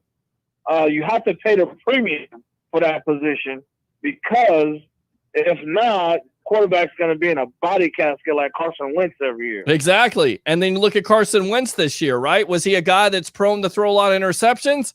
Guess what? He's throwing a lot of interceptions. You know why? Because he can't protect him. He's not being protected right now. He's not being protected. He's forcing it. When you have pressure to a quarterback, you ruin the timing of not only the quarterback to the wide receiver. Think about it. And you know this. If you give Brady a couple of split seconds to throw the ball to Gronk is wide open, that's a touchdown. Instead, he's either worried about it or he's getting pressured. So basically, he throws the ball a little bit too quickly, and the timing is off. Well, if you watch Brady last night, you can see that his mental clock was off the entire game. Because the quarterbacks have a natural mental clock versus everything else that they go off of instinct. Sure. But he couldn't instinctively use that because the pressure was on him so quick that he just was making irrational throws and just it just was a disaster. Oh yeah. Just what a train wreck. Yeah, it was. There was nothing. Missing blocks all over. Yep. I mean, this was probably the worst performance that we've had in at least 20 years. This was bad. I mean, that was pathetic what we saw last night. No, I agree. And, it's up there with, 56-0 against Atlanta Falcons on Thursday Night Football. It's up there with Joe Flacco thrashing at home when Flacco had like touchdowns in the second quarter. Game. Yeah. Remember that game? You remember Cam Newton in some games, absolutely, in the Greg Schiano years, having no answer at all. Everybody in the stadium knows that Cam Newton's running, and yet this defense decides to do nothing about it. I mean, that's amazing to me. It's just like the game plan last night. Everybody knows in their mama that zone defense does not work versus Drew Brees, and yet the corners are playing zone defense. I don't get it. I don't understand. And also, can we talk about Jamel Dean? Sure. This guy, I mean, he needs to be not on the first string. Yeah. I mean, he's been clueless for 2 games straight. He's back there. His communication is totally out of whack. Yeah. I mean, he has no idea what's going on. Yeah. I mean, he's getting turned around. He's out of position. He's not communicating with his safety. He doesn't know who's covering over the top, who's covering from the side. He's just lost. Yeah, he's lost in the sauce. That's an old Marine Corps term there, and you're exactly right. Ever since he had that pick 6, it seems like he thinks he can jump every route, and you just can't do that. You got to do your job. No, man, you can't do that, bro. No, you can't. And let me yes, that was Aaron Rodgers. Right. But we don't want to get too cocky because we picked off Aaron Rodgers. Sure. Let's come back to earth. Let's get back to the fundamentals. Let's not get away from that. And like you said, you got to stop jumping around. Also, we got to be able to identify when a receiver is going to make a second move. I mean, come on now. We're getting killed with these routes. These receivers are doing 2 moves and just losing our defender in the first move. That's crazy. Yeah. Yeah. So, okay. All right, buddy. Thanks a lot for the call. Anything else? Yeah. No. I still follow you guys. I'm still doing my blogging thing. There's a lot of people attacking me today. It's been a crazy day. I've had hundreds and hundreds of hate messages from all kind of people. Well, because I went on a rant about Jameis and just pissed off about the whole eat a W thing in the locker room. But it is what it is, man. I'm ready for Carolina. Honestly, we got to wake up. Todd Bowles got to lose that on defense. We got to play more aggressive, man, and we got to use Mike Evans. Mm-hmm. We have to utilize Mike Evans. Yeah, no, I agree. You have to find a way. And even Coach Arians said he didn't get the looks and he was open. So it'll be very interesting to see how they come out against the Carolina Panthers. And I feel bad for the Panthers because if what I think is going to happen happens, it could be a blowout. It could be a serious blowout. Good stuff, man. I appreciate you. All right. Let me fire those cannons for you. Keep on calling the Sports Web and keep on doing your thing. All right, Fred? All right, brother. I appreciate you, bud. All right, there you go. Let me get him off of there. So let's go back out to the webheads here. Outcoached all day, says Khalif, and we'll go to Rick Hughes from the cheap seats and the dude. Sit White on passing downs. He can't cover. He had some difficulty last night. Allen says, I know Breeze gets the ball out fast, but I still would have blitzed a bit more after the first quarter. We needed to try something different. Agree. A lot of more is living rent-free in Evan's head. Fred says, everyone attacking me for my Jameis Winston post today. I'm not going to attack you, Fred. You're definitely welcome here on the Evolution of Sports Talk Television. And tell it like it is. Sean Payton was eating a W with Winston in the locker room after the game. Cam Jordan has Donovan Smith mentally screwed. Mike says, Peter, help me out, clear something up. Are you a Winston fan? I defended Winston when he was here. Okay. And, a lot of people have kind of criticized me and said, you're not doing the same thing with Brady. You're not doing the same thing. You're not being fair. You're not saying Brady's playing poor. And I have. But I've also said when Jameis Winston was here and he played poor, I called him out on it. But I also said the offensive line didn't help him out. And the running game didn't help him out. And his wide receivers didn't help him out. So I try to be fair about it.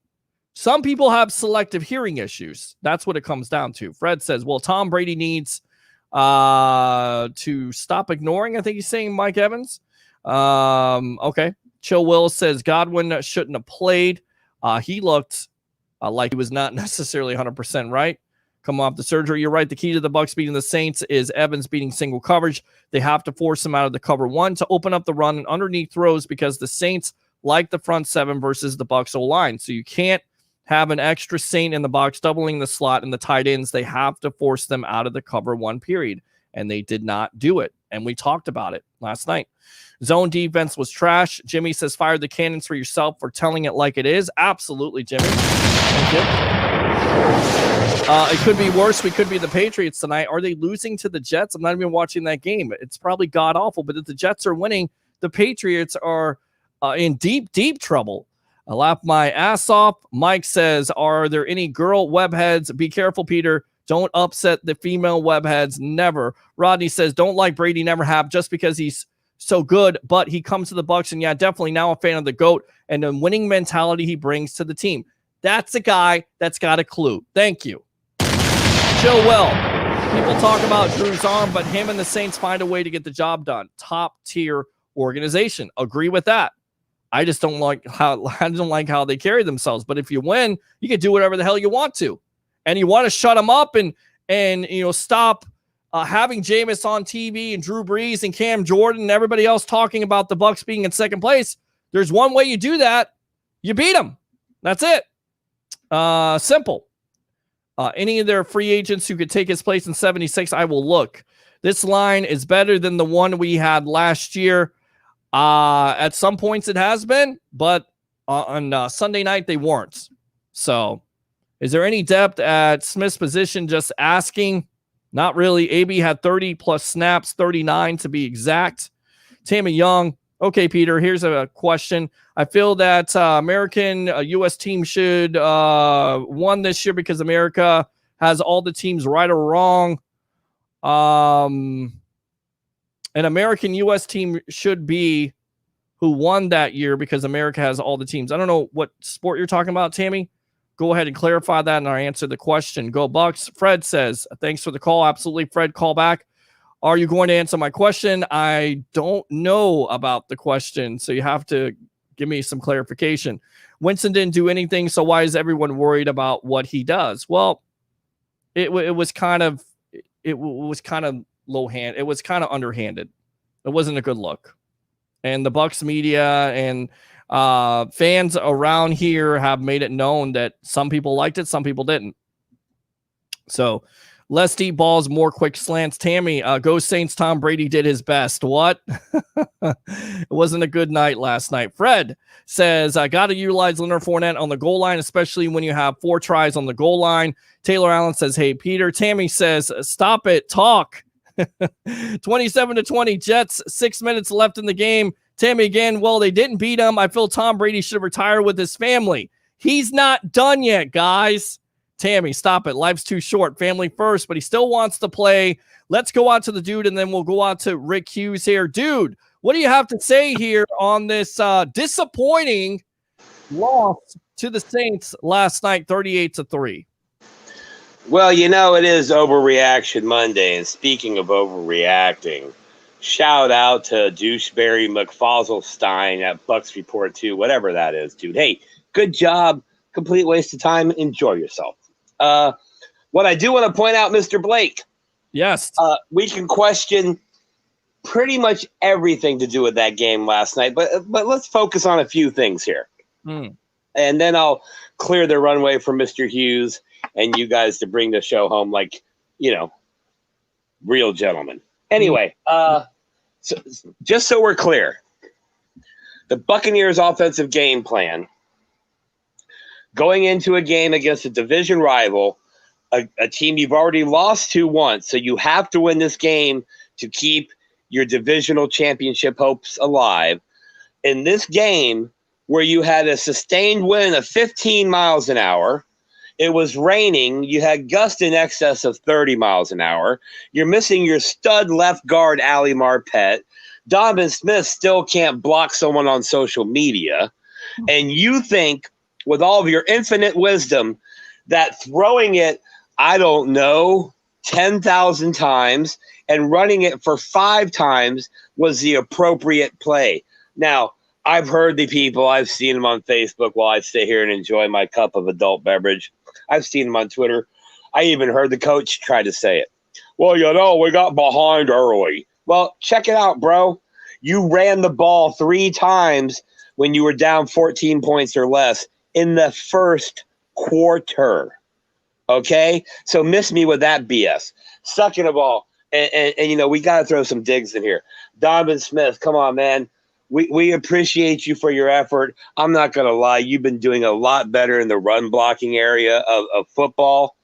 But you look like the guy from Blades of Steel out there on ice skates, just skating around, sliding back and forth like you're doing the do-si-do. Because of that, you're going to get one of the greatest quarterbacks, if not the greatest quarterback of all time, killed back there. Now, I want to shout out real quick to Fred the Core, everybody on Facebook. Fred, F-R-E-D, the T-H-E, Core, C-O-R-P. Go follow his page. Hilarious takes, solid takes, some passionate takes, and probably the best Buccaneer meme guy we know. But real quick, back to the game, and then I'll jump off here, man, because my blood pressure is going really high, and we don't want it's only Monday, bro. But let me point this out. You ready for the stat of the day? It's not really a stat; it's more of a dig. You ready for the dig of the day? Mm-hmm. All right. When JPP has more fingers than you have rushing attempts, you have failed. You have failed as a coach. You have failed as a coordinator. You have failed as a team. Let that resonate to you, okay? A guy who blew off, 2.5 fingers, still has more digits than you have rushing attempts, and quite possibly, if not arguably, the most important game left on your schedule. Now, I know everybody, what about the Kansas City Chiefs? Out of conference won't matter unless it comes down to wins and losses. Right now, the Buccaneers are literally 3 games behind the New Orleans Saints with how many games left, Peter? Not a whole hell of a lot. Yep. So, again, run the football with some balance. And here's the thing that's so frustrating. Go look at, as Jameis would say, check the sheet. Ronald Jones and Leonard Fournette have a good rushing average per carry, are perfectly suited the way they play and the way they played this season to run the ball in the rain, especially when you're shorthanded on the offensive line. And by the way, I think it was mentioned earlier by somebody, I don't know, but can we say on a team that's loaded and stacked with talent, evidently the one person they cannot do without is Ali Marpet. Yeah. Because that line looked like John McKay's 1976 line that he drafted out of Walmart and the grocery store and went, oh, by the way, my pizza delivery guy is going to be the center. That's what that line looked like last night. And that's a problem because it's the one thing that everybody has been pounding on all season. First of all, Donovan Smith sucks. Second of all, there is literally nobody behind him. Joe Haig got hung out to dry. Joe Haig, no, let's go with Joe Ho made. I don't know. But I'm going to jump off here. You guys are killing it as usual. Shout out to the Deck Bar and Grill at Isla del Sol. Shout out to Frank Gammons at 320 Solar. Shout out to all the webheads in there watching, commenting, liking, sharing, arguing, yelling, screaming, whatever you're doing. We appreciate you. We even appreciate you trolls. Hey, thanks for watching, Jay. Thanks for watching, trolls. Have a nice night, Peter. All right. Thanks a lot, dude. There you go. All right. We'll read these comments and then we will get out to Mr. Rick Hughes from the cheap seats here. Life is too short. Family first. Too cool. Love you. He's done. David says, well, maybe one good thing came out of what happened last night. They're saying that every year Brady gets blown out like he did last night. He went on to win the Super Bowl that year. There you go. He needs family time, yo. Life's too short. Be a great king. Time to retire. Enjoy the sun. Get to know his children and wife again. I think he's doing that in the offseason. Bruce Arians got outcoached twice by Sean Payton. Fred again. That's Fred the Corp. And thanks to the dude. Absolutely. Definitely had to get you on here sometime, Fred. The dude abides. Fred says, when JPP has more fingers than you have rushing attempts, you have failed the dude. Great stuff by the dude as always. Fred laughing and shared. Thank you, Miss Tammy Young from the Power 106 days there from a radio station and a galaxy a long time ago. All right, let's go out to the dude here. Or excuse me, let's not go out as I'm just losing my mind. I got to apologize if I'm only on like 3 or 4 hours of sleep. It's all good, brother. Rick Hughes from the cheap seats, buddy. How you doing? And I got to ask you, what are your thoughts about that game? You kind of said it last night. Has anything changed for you? Did you see anything? Did you discover anything? Or is it just the same? It just feels like garbage. I'm sitting on my hands here. I'm making sure I'm not coming in guns blazing. I'm trying to stay calm, Peter. I don't understand the bull crap coaching job that happened last night. You don't say we stopped running because we fell behind 21-0. Well, how the hell do you think that happened? I mean, give me a break. When you literally break the record for fewest rushing attempts in a game, not in the Super Bowl era, in the history of the NFL. Yes. Okay. 87 years, that record. It's amazing to me. Now, what I find funny is when you have 1st and goal at the 1 and you still only run the ball once. How is it because you're behind? Did they have to catch up quickly? That 1 yard, they had to get it as quickly as possible? Well, I mean, there's no way, shape, or form that you can justify. There's no way you can turn your words and twist your words and bull dung your way out of what you did as a coaching staff. You hung the players out to dry. You did not put them in a position to succeed. You took your players and asked them to do things they're not necessarily good at. You counted on them to play that way in a big game.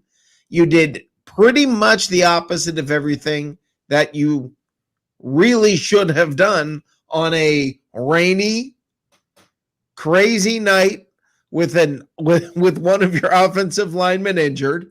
You said, let's throw deep. Yeah. I mean, every play. Rick, it reminded me of the game plan by John Gruden with Bruce Grakowski, who I believe runs PFF now, or is an analyst there. Throwing the ball at Giant Stadium in like a 20-mile-per-hour wind, throwing it 41 times. That makes no sense at all. You should be fired on the tarmac. I don't understand. It's so hard for me to understand. You know what I predicted they were going to do in this game? They were going to come out, throw a few quick slants or something to Antonio Brown to get him into the mix. Get Gronk the ball a few times as quickly as possible, short gains. Yeah. And then what happens? You can't cover Evans, Godwin, Gronkowski, Brown, Miller, and the running backs. So what did they do? The Buccaneers just said, I got a great idea. Let's not use half of our offense. I mean, that was the game plan. Let's just not use. Let's bring in all these weapons and not use them. They sat there and said this. Okay, let's make a list. You ready? Let's make a list of all of the things that we do well. Okay, now let's create a game plan by not doing any of it. I mean, that's what they did. Yep. It's mind-numbing, and it's not like we shouldn't have seen this coming, because the game before against the Giants, they also did something completely different. Yeah. They brought in extra linemen all of a sudden for no apparent reason. Started bringing in extra linemen. They brought in Joe Haig. Irony. Okay, brought in Joe Haig and started playing him, and just played an entirely different kind of game. Listen, if you have Mike Evans, Chris Godwin, Rob Gronkowski, Scotty Miller, Antonio Brown, and Tom Brady, and you score 3 points, it's on your effing coaching. Yeah. Okay, don't tell me the players don't know how to execute. Don't give me that crap. It's not that the players aren't executing. They were not put in a position to execute. These are the best of the best. So don't tell me they didn't execute. They were trying to execute. They were put in an impossible position and told, go out there and execute. And you know what? I got to say something nice about Mike Evans. The guy kept his head together. He didn't go off like he usually does against the Saints. Right. He kept his head together. He kept his cool. And you know what? This would have been the game to lose it. This would have been the one to lose your cool, and he didn't. No, he didn't. Now, what do you think of Bruce Arians' comments around with Rick Hughes from the cheap seats? Basically, in so many words, just throwing Tom Brady under the bus again, criticizing him. First, he says basically the interception to Antonio Brown, that was a poor throw. Then he also says the Chris Godwin one. What game was he watching? Right. Chris read the route properly. Tom thought he was going deep. He stopped, and those things can happen sometimes when you're doing it on the run. And then also he said about Mike Evans, Mike was open. Now you're on the run. And the ball game. He didn't get targeted. That was all. Mike was open. So, I mean, to me, I get it. Again, Tom Brady did not play well in this game. He had his moments. He didn't get any help from his offensive line. But this whole game plan, to me, to throw it to all your outside targets instead of running the ball and having some balance, it's just, like you said, it's mind-numbing. And even if you're down by 21, you still have to run the ball some. Yes. I mean, you have to. And especially if you've got 1 yard to go for a touchdown. I mean, I don't know. And every time they ran the ball, I believe, was on second down. Yeah. Or they run it on first down. I mean, that's predictable. I don't even think they did that, Peter. I did. They didn't. They didn't, but they did it against the Giants. And right. I mean, it's what are you doing? When you have something that works, I got a great idea. Do it. Yeah, exactly. If you're good at something, I got a great idea. Do it. Yeah. The great coaches seem like they go in with a game plan and say, I know you know what we're going to do, and we're going to do it anyway. And it feels like this coaching staff is hung up on its own, believing its own press, thinking we're geniuses, and we're going to do something you're not expecting, and we're going to outthink you, and we're going to we're going to play chess, you're going to play checkers. It's that whole mentality. And I just don't get it. Listen, I'm a Bucs fan. All right. I love the team. I know I'm supposed to probably not be that straightforward about that. Whatever. Okay. I love the team. I've been a fan since 1976. It's not going to change. By Thursday, I will have licked my wounds. I'll be looking forward to the game right here in Charlotte on Sunday. Mm-hmm. They're coming to my house this week. And as far as I am concerned, and I promise you, I will make them as at home as I can. But let me tell you something. This coaching staff, somebody needs to somehow or other, somebody needs to, if it's not Byron Leftwich, if it's Bruce Arians, whoever the heck it is, somebody needs to sit them down and say, what are you doing, man? Yeah. I mean, what are you doing? And Todd Bowles, Come on, man. I don't You've been playing a fantastic. You had the top ranked defense in the NFL. You're playing fantastic football. And then, I mean, you know how with teams you have a 3-4 defense or a 4-3 defense or a Tampa 2 defense or whatever. They've decided that from one game to another, they're just going to completely switch it all up and do something different. Yeah, and it's not going to work because what are you doing when you've got pass rushers who are flying all over quarterbacks and disrupting them? When you're knocking Aaron Rodgers out of his comfort zone by blitzing the crap out of him, and then you sit there and say, let's blitz nobody or almost nobody. I know I'm exaggerating, but they decided what? Let's just chill out, hang out, and let's go ahead and okay, it's 3rd and 4. Let's play 15 yards off the ball. Yeah. I mean, of course they're going to get a first down. You're 15 yards off the guy.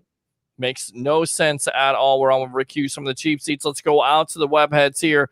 Love the dude. I said that. Boom. Absolutely. The dude is the greatest. Blessings, fam. It's a new day all the way around. Growth, new people learning. Do you agree or nah? Absolutely. Always agree. Nothing is funny. What is, especially in this pandemic, for real. The pandemic is scary, point blank, period. David says, we look like crap the last 2 weeks, and to me, the only thing changed was bringing AB. Maybe this team is not happy about it.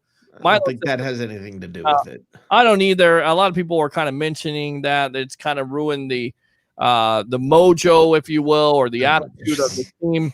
I said mojo. This team has invested too much in the season to let Leftwich keep doing this.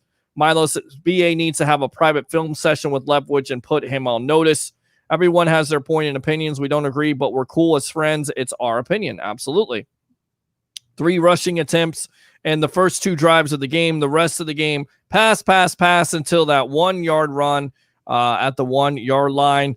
We all got opinions. Blessings. Good night. Shared. Thank you very much, Tammy. Absolutely no one played well. Maybe 90 was the best Buck. Christopher Cole. Wait, go back to that. Yes. That's not true. Shaq Barrett played well. Yeah, he had a fumble in this. He had a sack and a fumble. And the world's longest fumble. That was hilarious to me. How you can throw an interception on a fumble. That almost happened.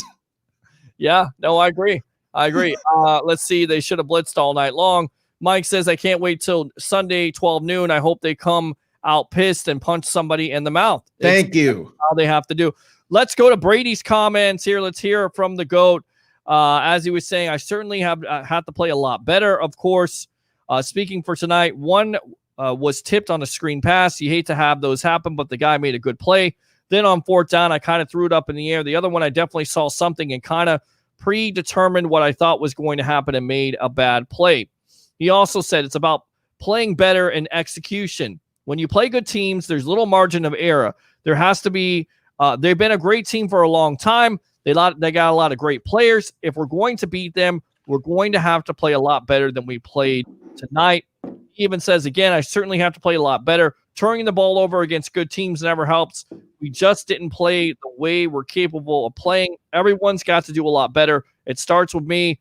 Get back to work tomorrow morning and try to make the week better. Can I point out something? Sure. As a longtime Buccaneers fan, Peter, you will be able to, I think, understand what I'm saying. Remember the Eagles back in the day? Yep. Remember that hatred? Yep. You starting to feel it? Absolutely. Starting to get that feeling again? Oh, yeah. Oh, yeah. You hate this team because, look, they're ran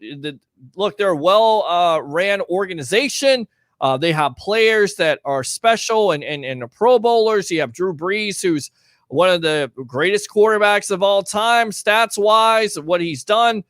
But this is a team, this has been the bugaboo that the Bucs cannot get over. It was just like the Eagles.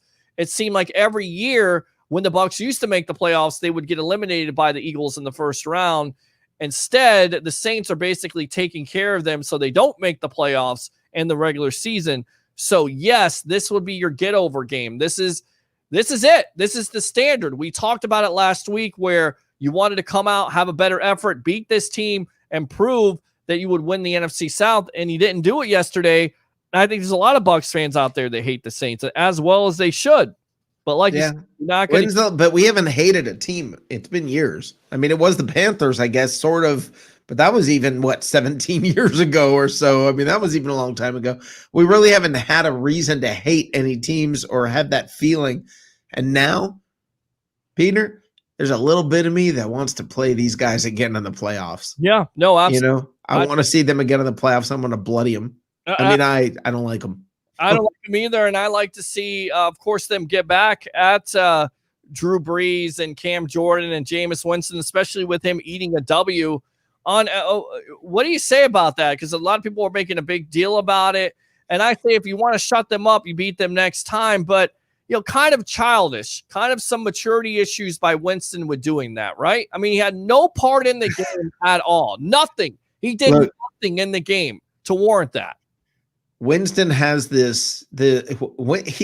get the feeling he's kind of a nice guy, but then all of a sudden he just pulls a jackass move every once in a while. Yeah. And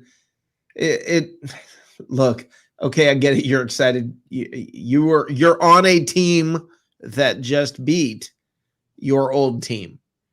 Okay. This is classic Winston not understanding what maturity is and what a leader is.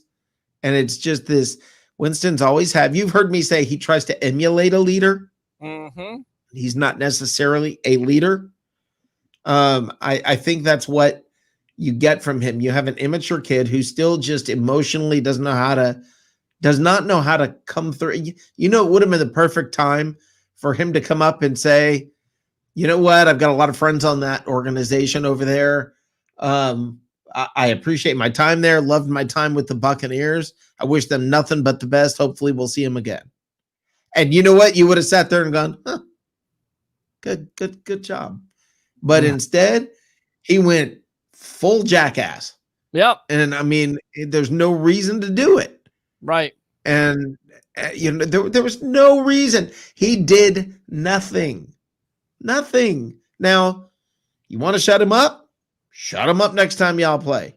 Okay. I know. I'm sorry. I said y'all. You hate y'all. But I hate the fact that, I mean, when people complain, this is what always drives me nuts about when people are complaining about the referees. Mm-hmm. Well, don't get yourself in a position where there can be one play that's that big of a deal. Exactly. You don't have to depend on them. You don't want to depend on them in right. situation, so don't put yourself in that situation.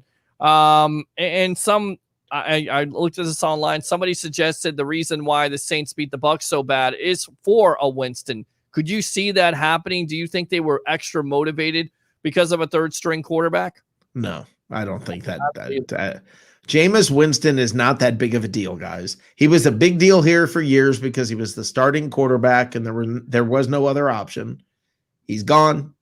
He's just not that big of a deal anymore. Yeah. I mean, he may become one again. I don't know. I mean, I hope the best for the guy. I hope he grows up.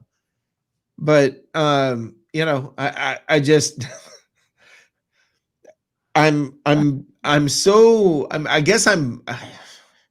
when I watch fans, you talk constantly as though Winston was phenomenal. Mm-hmm.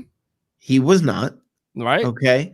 Now, he did some things that were phenomenal, but people have to understand that you can do some things that are phenomenal, but it doesn't mean overall you're phenomenal because sometimes you're an idiot. Mm-hmm. Okay.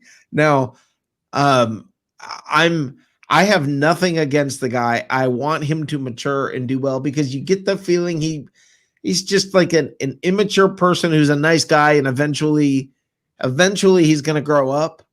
And, when he's, 32 years old, he's probably going to be, a decent guy. I was watching the Patriots-Jets game, and I saw at one point Cam Newton runs he basically runs off the right edge, dives, has this incredible diving, like from the 3-yard line, gets a touchdown. Stands up and calmly, kind of pats a couple of his players on the shoulder and turns and walks away. And I thought, That's a different Cam Newton. Yeah. And that's a likable Cam Newton. You look at the guy and you go, wow, that's a phenomenal athletic play. Good job.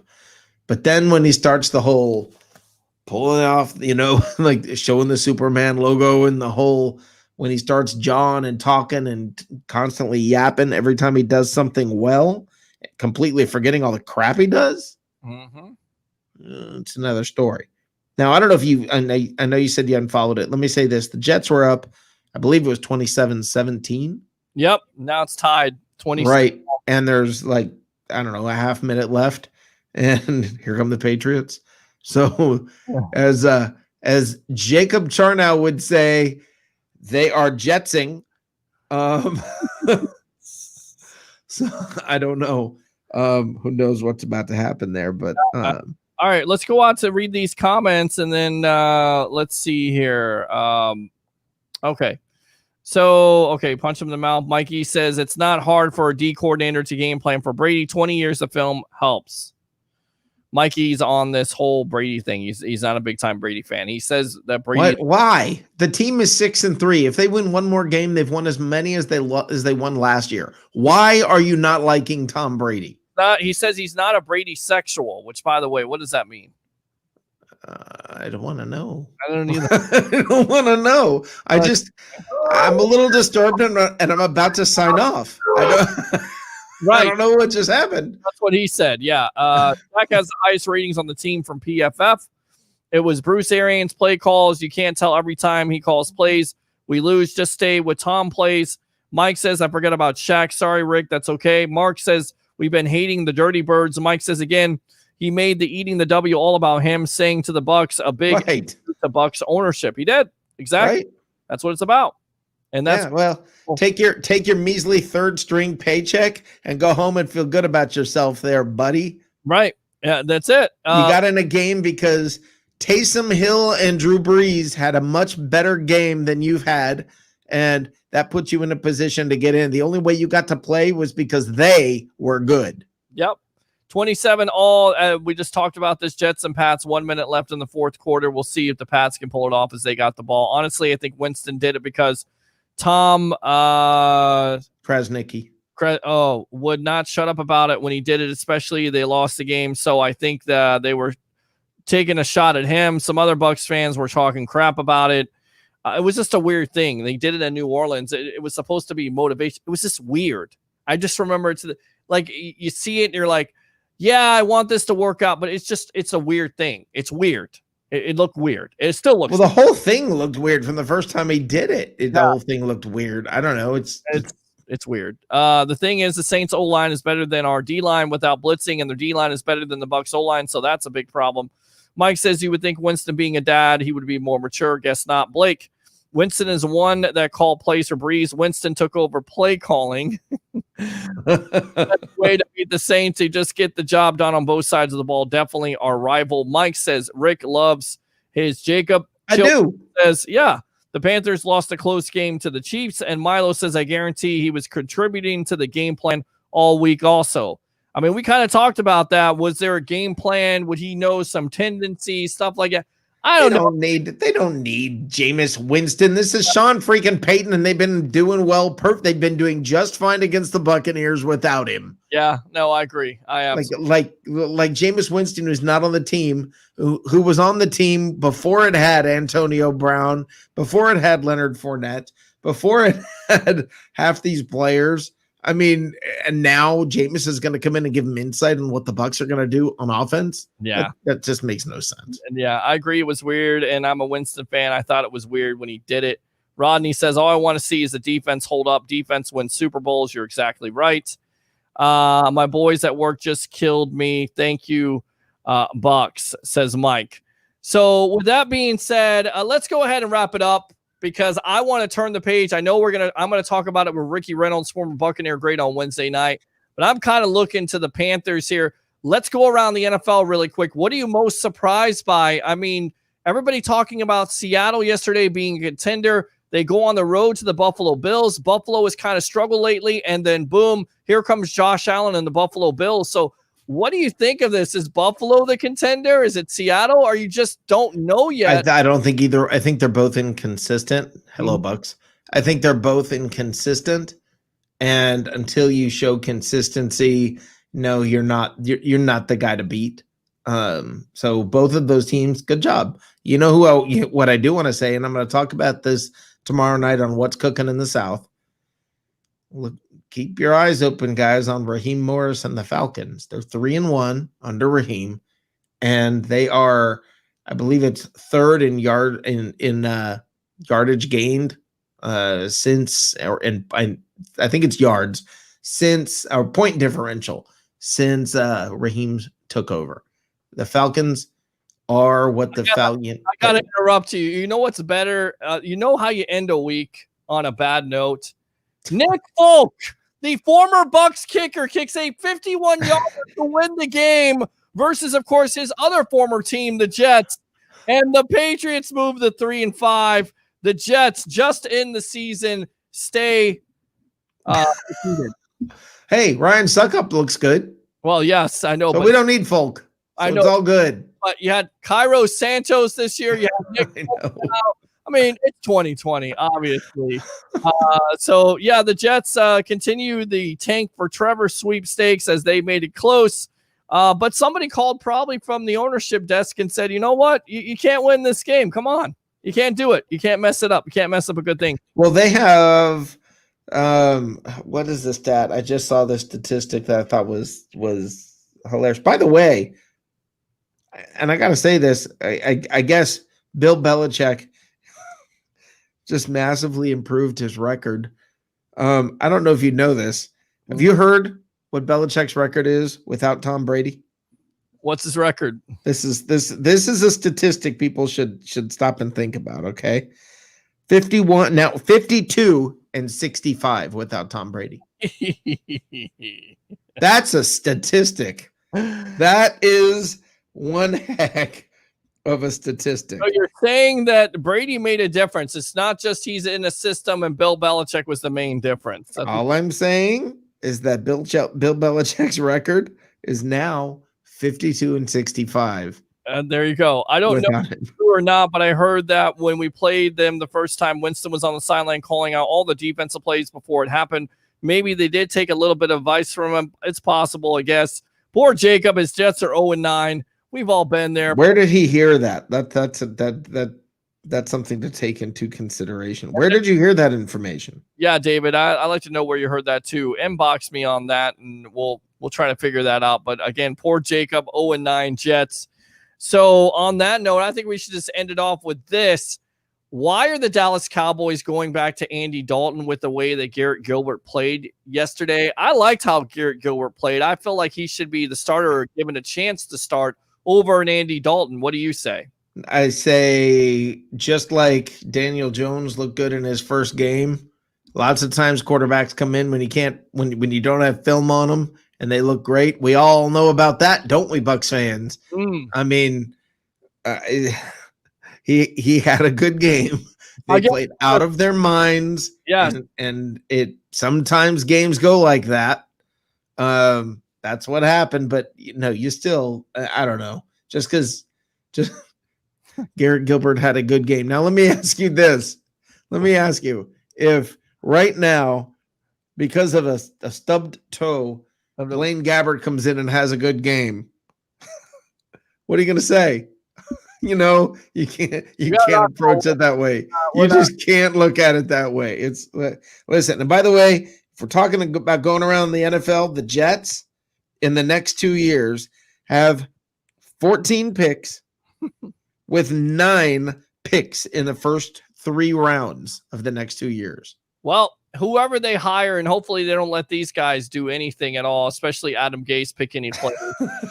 Well, he's gone. I mean, he's not. They don't even let him sit in the seat to keep it warm. I mean, it's just here, stand here for now. I mean, that's I think the extent of that. But all right, so Mike anyway, cares about the Cowboys. That we had to talk a little bit different, and I hate to say it, but I have friends who are Saints fans, and they said that was floating around on one of those fan sites. It's a fan site. Well, I saw it on the internet. It must be true. Must be true. Rick Hughes, you're doing a show tomorrow night. What do you got coming up tomorrow night? And of course, promote your show from the cheap seats on Sunday nights. Tuesdays and Saturdays, what's cooking in the South? We talk about the NFC South primarily, obviously heavy emphasis on the Bucs. And then on Thursdays and Sunday nights is live from the cheap seats. And we're again, that's all about the Bucs. Talking about the game ahead, talking about the game that just happened. But tomorrow night, come talk about this game. Come talk. I will again try to remain calm. I slipped a little tonight. I'm sorry, Peter. That's all that happened. I mean, this was that kind of game. But listen, everybody tune in tomorrow night. I promise you, I'm going to bring some good stuff for you tomorrow night. We'll have great conversation about the Buccaneers, about the NFC South, and there's a lot to talk about right now. So I will see you all. I'll see you all then. Peter, thank you for letting me be on your show. Great show yesterday. And get some sleep, brother.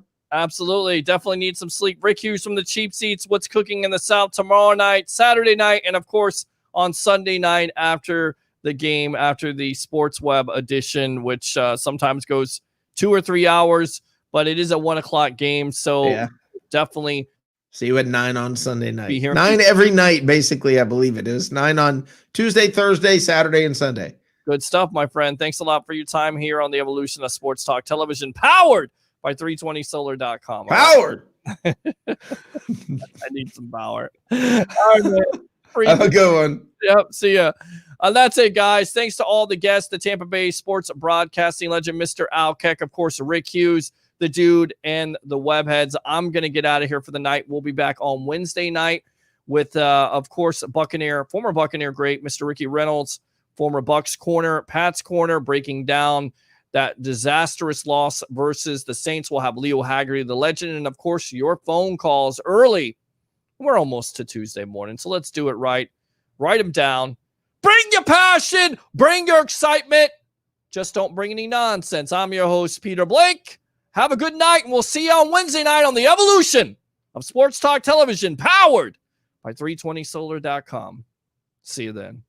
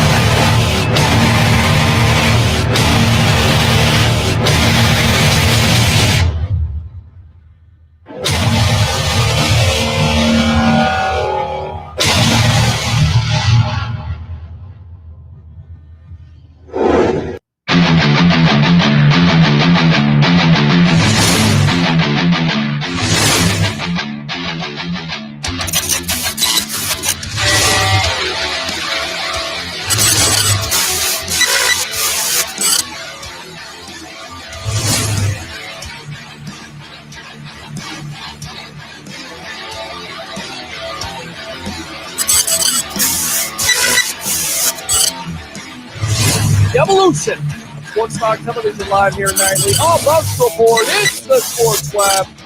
I'm your host, Peter Blake, giving you something to think about on tonight's show. Bring your passion. Bring your excitement. Just don't bring any nonsense.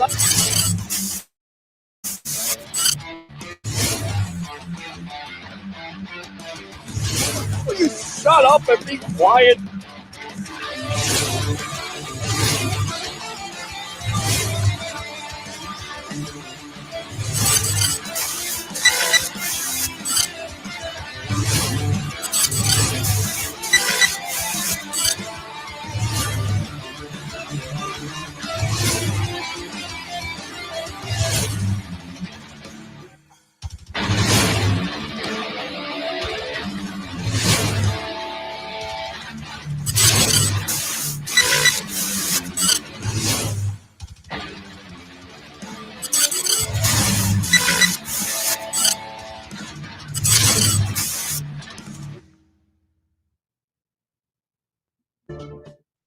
Come to Sam Ash for hundreds of exclusive holiday deals on music and sound gear from the most iconic brands. Save big on professional and starter guitars, drums, digital pianos, horns, violins, DJ, and electronic production equipment. Supercharge your home studio with deals on podcasting, streaming, and AV equipment like speakers, microphones, headphones, and acoustic treatment. Plus, with 36 months no interest financing on thousands of items, you can get the gear games right now. From our incredible selection and service to our lowest price guarantee for over 95 years, real musicians know you only go to Sam Ash.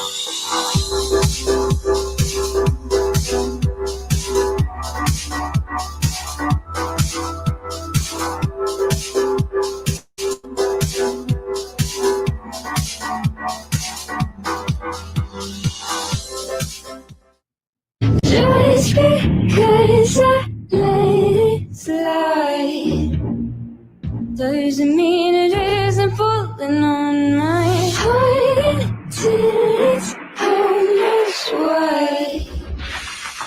'Cause I wanna let you feel strong.